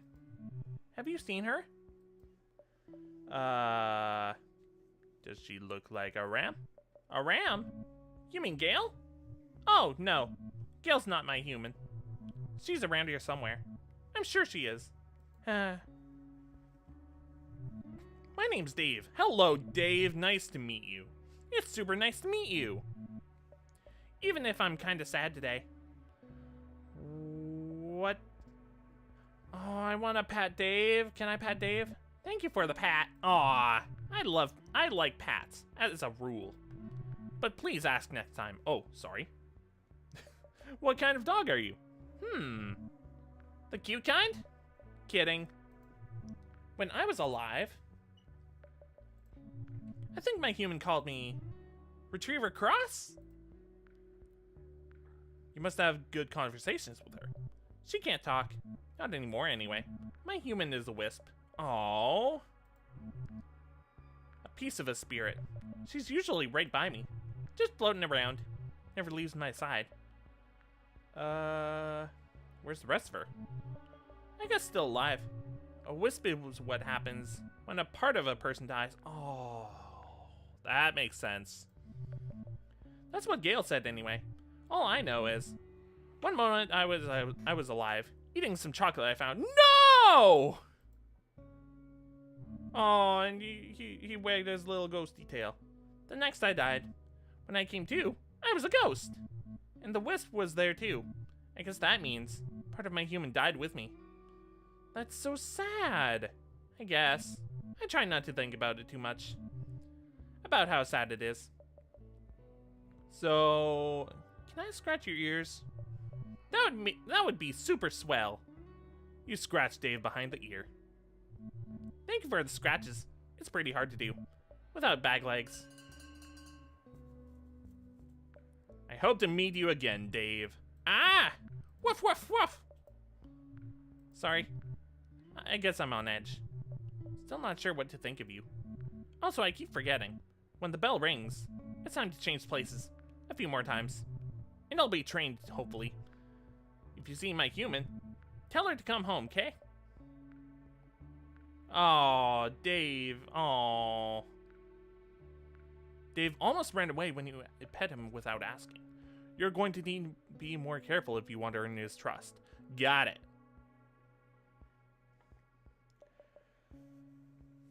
Okay. The second round begins. Nice top. Hey, look everyone, it's Grumpzilla. Back to stomp on my fun. Sorry to disappoint, but this train, it keeps on rolling. You either hitch a ride, or you get out of the way. What happens if I get on board? Worst case, buckets of fun. Best case, bus loads. No, train loads.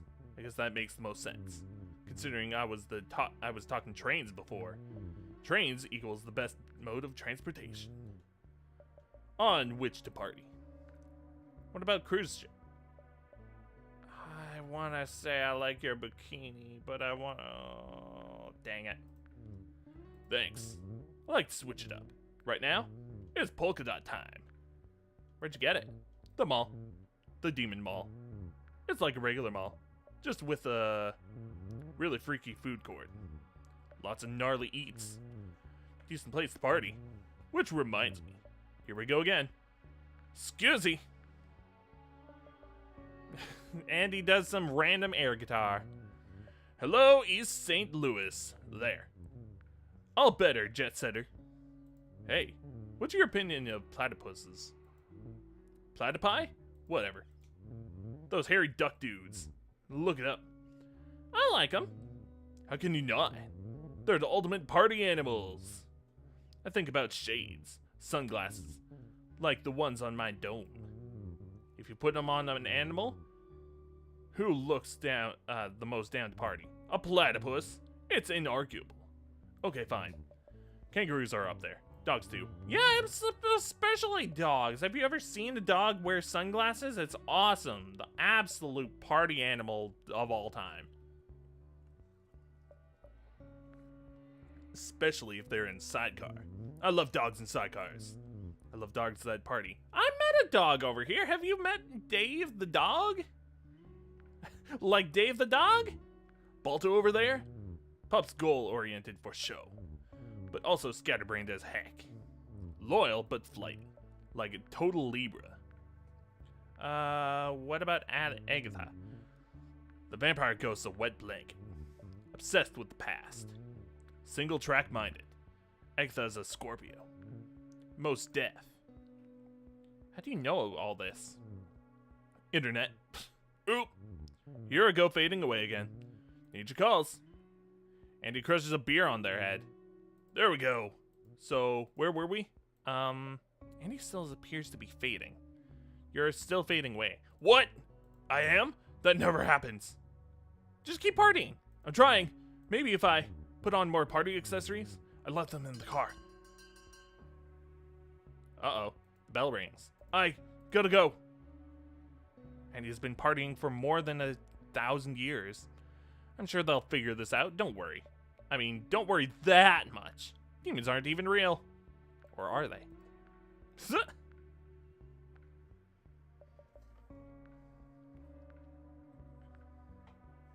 Dang. I return to drag you further down. I understand why you're down. You cannot truly understand. Not yet, anyway. So, do you hate sunlight and garlic? No more than you might. Real vampires are more complicated. Real vampires are not monsters, mostly. Like the living. There are some among us with violent tendencies.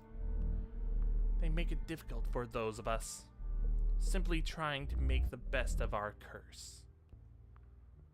Vampirism is a curse? Immortality worsens the longer you live, and my hunger for blood is insatiable, especially now that I cannot feed. When I first became a vampire, it was difficult to find blood without killing people. I see. What about blood banks? I'm surprised, lonely spirit. You have an intelligence, it seems. That's precisely how I solved my problem. I became a nurse. Ah! I was quite good at finding veins. It was easy to take more than was needed. A unit for a test that required a vial. I only took more from those healthy enough to give it. How did you not get caught? Every 12 years, I would move. Another jurisdiction. Far, far away, enroll anew in nursing school, train once more, work once more. This way, no one noticed that I wasn't aging. Over time, I became quite lonely. Did you know any other... Ooh, those are both good questions. Did you know any other vampires? I did not. You would think, over time, we would find each other. But in all my years as a vampire, I did not meet others like me. Except for the one who turned me. And he is no longer in the picture, as they say. Tell me about him. The one who turned me was my husband. Oh! My first husband.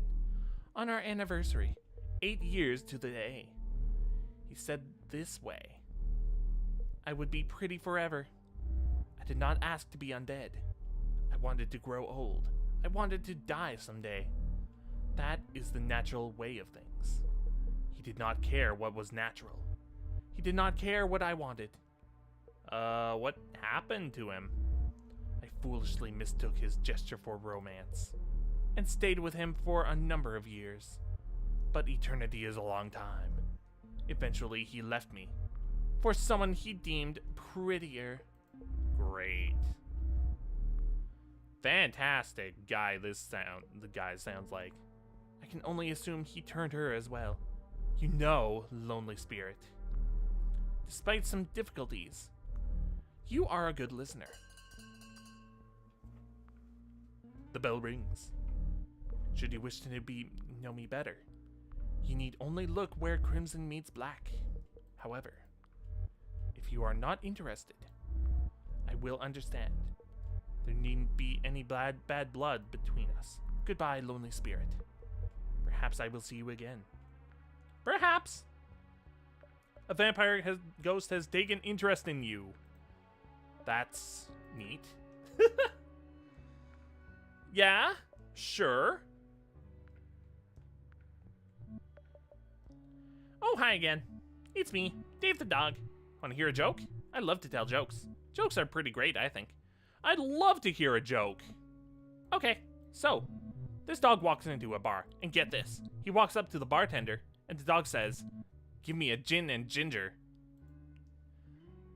Uh-huh. So then, the bartender looks up and says, "Holy moly, a talking dog!" Dave the dog laughs. That was my human's favorite joke. You're a good dog, Dave. I try, I really do. I don't chew as much stuff now. Sometimes I had trouble with that. The place I was haunting didn't have a pup. They kept finding their stuff chewed up. There's less stuff to chew in hell. You're so nice and good. I'm glad you're here with me. If I don't find my human, maybe you can be my new human. Oh no, I shouldn't say that out loud. Forget I say things now. You'll find your human. I sure hope so. I miss Miriam so much. That was my human's name. Miriam took me for walks twice a day. She'd let me stop to smell literally everything. And sometimes, when it was extra hot, we'd go swimming in a lake of water.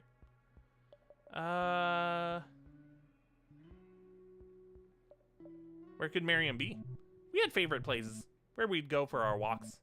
I bet probably one of those. I bet she's looking for me too. You want more pats? Oh yes, please. You pat Dave. Thanks. That makes me feel appreciated. Appreciated and safe. Aw, good doggy. Good doggy. Ah, woof, woof, woof, woof, bark, bark, bark, bark, bark. Oh no, I did it again. Sorry, again. I sure hate that bell. That's the last of the speed dates. Time to pick someone to date. Oh, pick me, pick me. You know what? I am gonna pick you, Dave the dog. Just need to wait for the pictures to come up. Let's go with Dave. I mean, we're gonna go with everyone eventually, but let's start with Dave.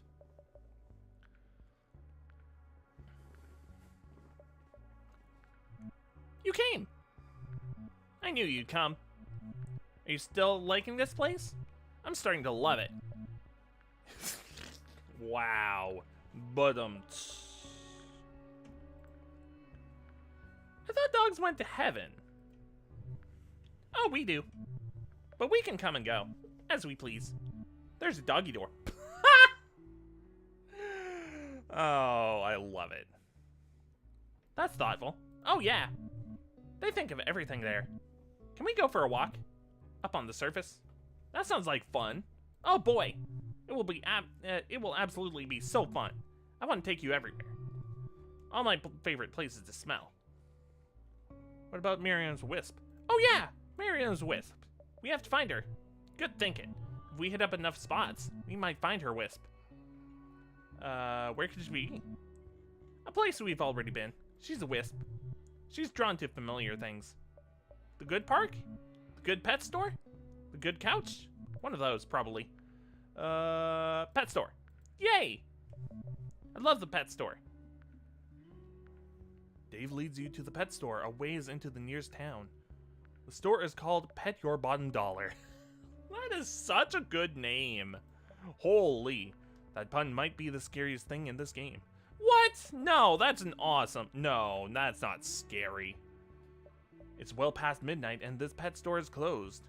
There are aisles upon aisles of food and toys. The most expensive stuff is up front. The crap is in the back. Dead dogs don't need to eat.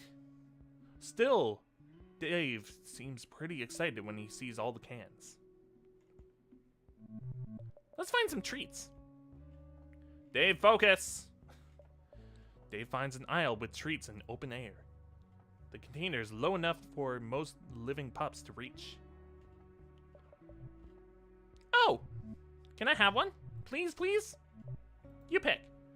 Ooh, all these are good. Pride stick. You can have that one. The rawhide stick is thin and beige.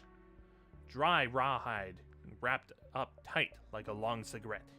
It's cheap but effective. Give Dave the rawhide. You toss Dave the rawhide. He catches it in his mouth and somehow swallows it whole. I mean, he's a ghost. You can sort of see it floating inside him. I'll save this for later. No sign of Miriam's wisp. Where to now? The park. Oh, great. I love the good park. Dave leads you to a park in a deep ravine. A nearby sign says off-leash dog park, but you don't see any dogs. Maybe this is because it's the middle of the night. There are trees here, all dead. The grass is gray. A ways in, there's a rusty playground. A rubber swing seat dangles on a single chain. It's kind of spooky. Welcome to the good park. My friend Keo would love it. Then I love your friend Keo. Dave runs over to the swing. He starts to tug at the seat with his teeth. It's a tough toy, he says without losing his grip. Then you hear barking. Distant howls of pain, anguish growing closer until they are right up on you. Gurgles, whimpers, low, guttural growls of warning and dread. You turn in horror to see a bunch of super cute ghost pups. There's a ghost corgi that looks like a spooky loaf of dog, a ghost chihuahua making most of the noise, and a ghost Saint Bernard slobbering ectoplasm. Each has a wisp by their side. Hey there, fellow pups. Dave studies each ghost dog's wisp, and sniffs each ghost dog's ghost butt. Then, a fourth wisp appears. Is this Miriam? It's hard to tell. The wisp isn't doing much. They just kinda floating in front of you. Maybe they're studying you. Do they even know you're here? Hello, Miriam? The wisp crackles like fire. You're not sure what it's trying to say. I come in peace, Wisp. The wisp dims a little. They seem skeptical. Are you Miriam's wisp? The wisp blinks once. Is that a yes?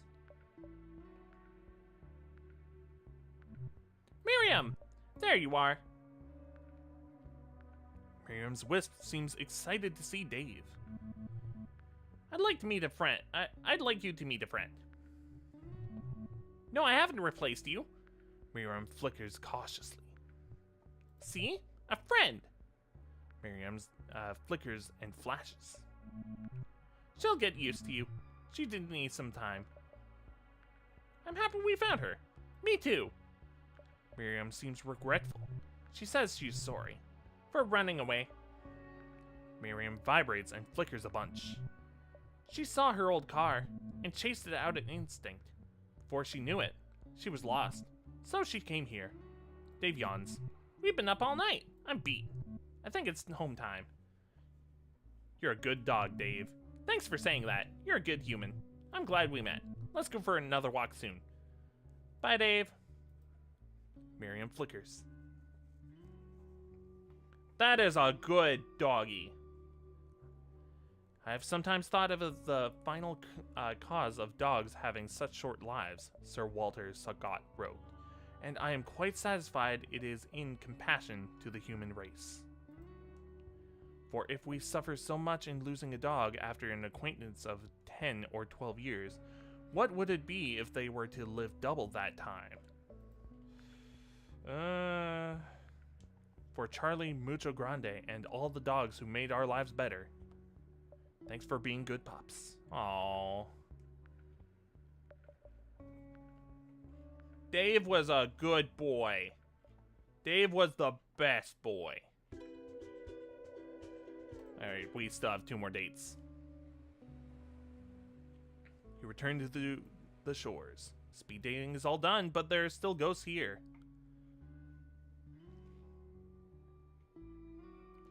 I wonder if Andy is still here.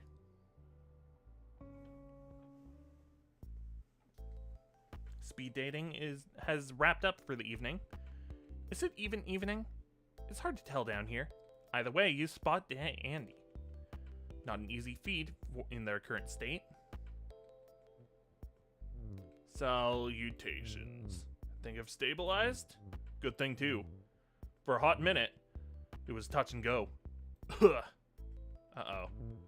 Excuse me. Been coughing a bunch. You're still a bit see-through. True facts. But am I less see-through? The answer is yes. Gotta stay optimistic.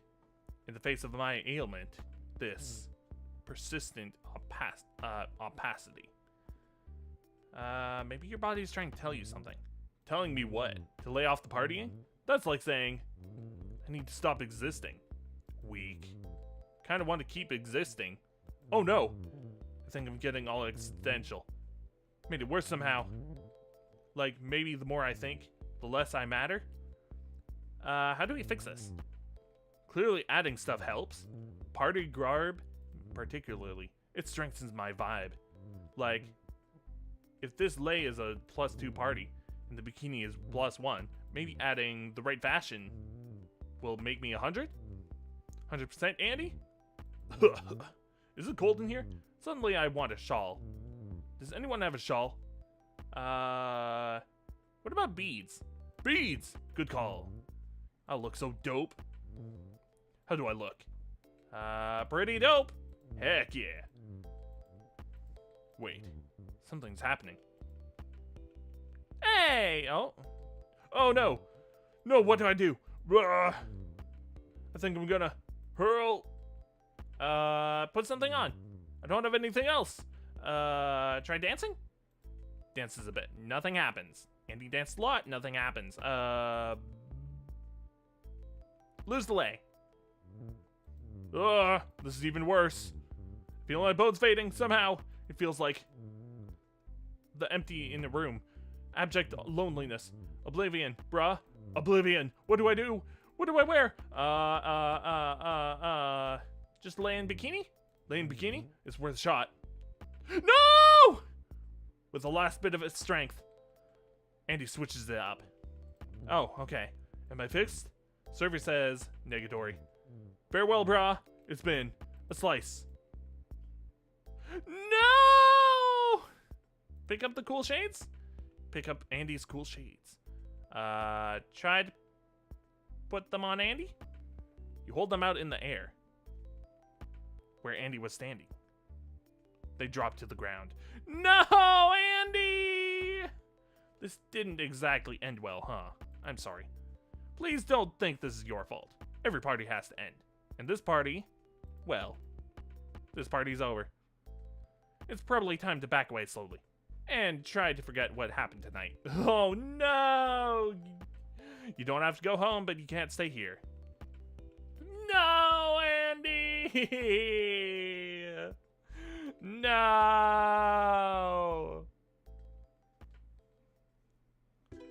That was unfortunate.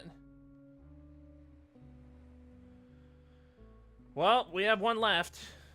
Speed dating is all done. That was short, though. Okay, last date.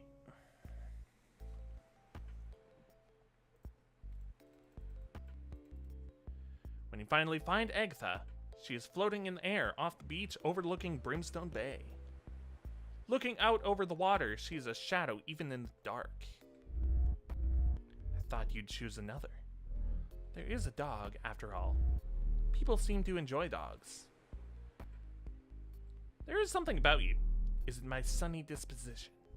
The color of my eyes? Perhaps I remind you of your mother.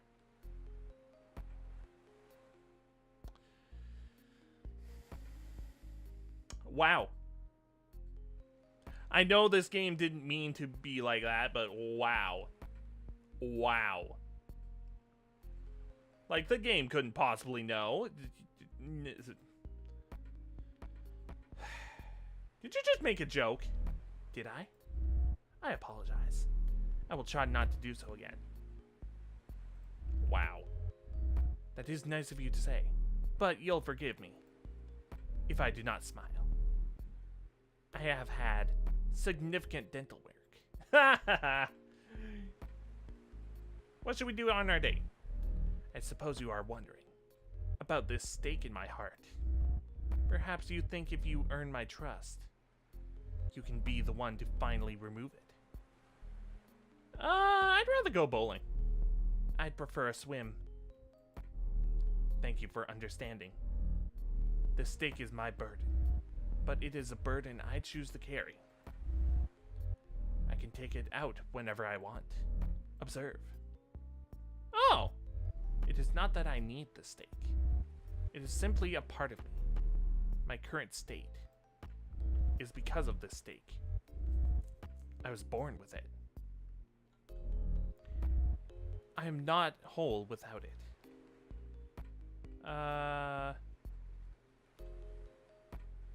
It's not a token of unfinished business. Quite the opposite. It is proof that the business is finished. What does it feel like? It doesn't. Fair, she's a ghost. The blood-red waters of Brimstone Bay lap up the black sands of the shore. It's difficult to see beneath the water. This is the edge of hell. There could be anything below the surface. Let's go swimming. Okay. Agatha leads you by the hand out over the water. She turns to you, then dips beneath the waves. Let's follow her.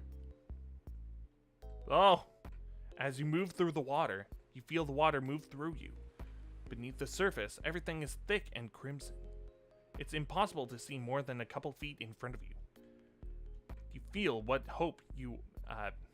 you hope are fish brushing past. Schools of them. At least you hope they're fish. Everything feels slower too, a little like when you're with Agatha. You can't see her. For all you know, she brushed past like the fish. Until, through the murk, you see her. You're face to face with a vampire ghost, bathed in blood. When you cannot breathe, lonely ghost, do you ever truly stop swimming? Fair. You're the first to return to the shores of Brimstone Bay. After a few quiet moments, Agatha emerges from the red water. Something's different. She looks calm, almost content. Also, she doesn't have her steak anymore. Like a weight has been lifted off of her. My steak! Oh God, I don't know what to do. I need my steak. The noise, that horrible noise. Ah! Frantic, Agatha disappears back into Brimstone Bay. The steak in her heart must have fallen out when she was underwater. Dive in to help look. You decide to dive into the water to help Agatha look for her steak. But wait, before you leap in, what's that on the shore?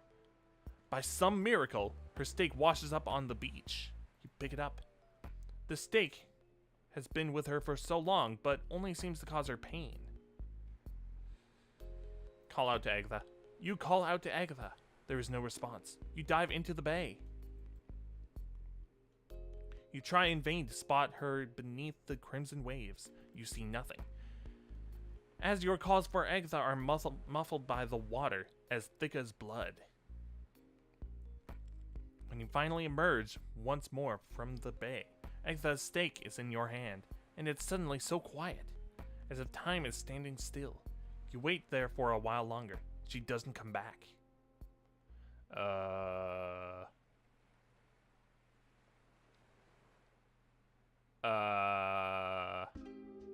She's just gone forever? Welp. Okay. Wowie. Okay, what's this one, though?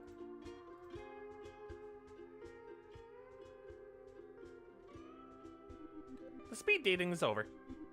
And we cleared some room. It's time to dance. Excuse me for just a second.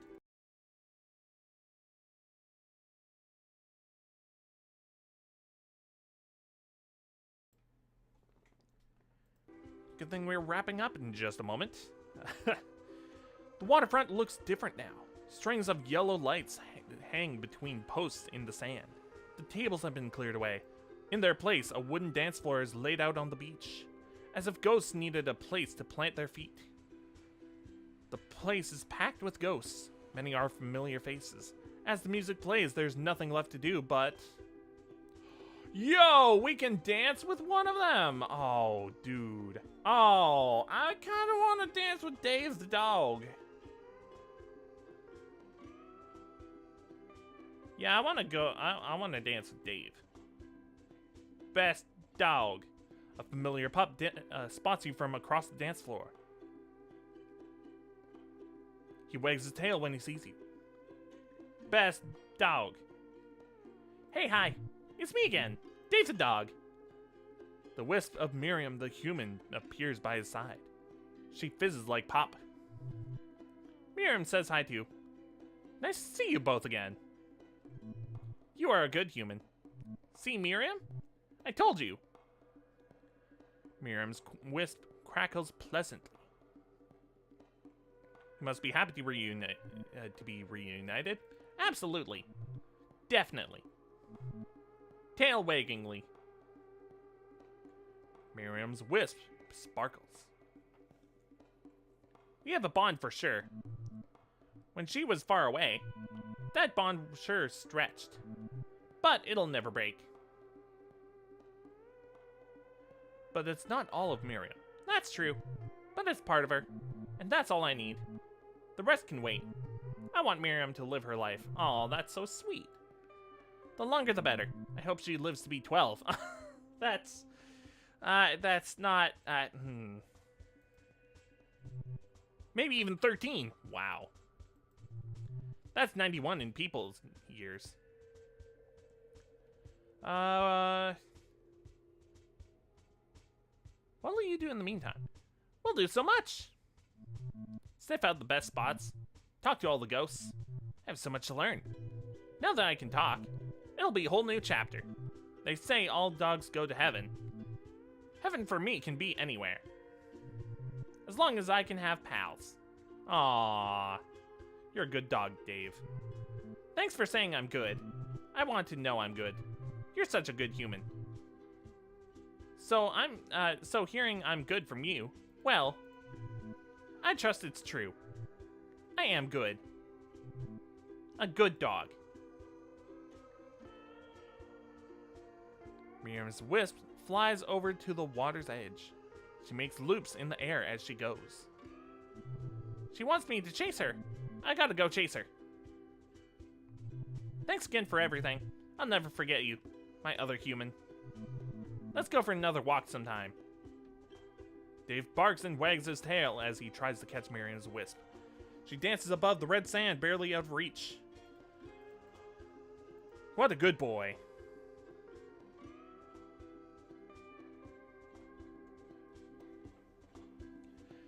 Oh, that was lovely. Oh, I can choose more?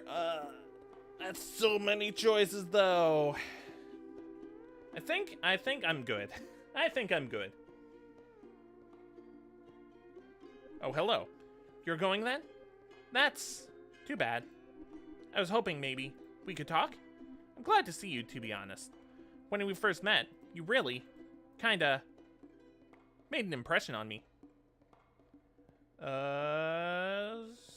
Same. Eep. I mean, fascinating. I'll have to take notes of this. You're working? No. I mean, not really. Maybe a little. I always find a way to work. Otherwise, I wouldn't know what to do with myself. What do you do for fun? I tend to be the kind of ghost who stays at home, binging a good TV show, maybe munching on bad food, like ramen with cut-up hot dogs. Not that I have to eat anything. I just like how familiar it feels. I'm glad you came out. Me too. I sure don't get what you'd see in me, though. I'm kind of a bland Fran. You're so smart. Smart is a relative thing. I know lots of quantifiable things. But I spent so much time reading books. I've never been good at reading people. I guess that's why I arranged speed dating, to get to know people better. What makes them tick, and how I fit in, if I fit in. I'm still not sure I do. You fit in here. Here? With the rest of us. Even the nice ones? And the sad ones? And spooky customers? Especially the nice ones. I guess in the end, we're all in this together. Fran walks out onto the dance floor. She smiles. Oh, look at all these people! Thank you so much for signing up for this silly little speed dating. And for taking the time to know me, and all these other misfit spirits. I can't imagine what our deaths would be like without you here. To liven things up.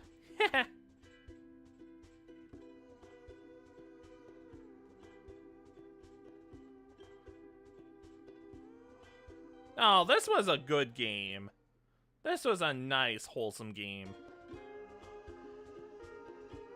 So does that mean I have her here now?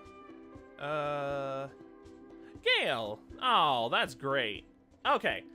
I'm actually going to end now because, oh wow, it's later than I thought I would be ending. Okay.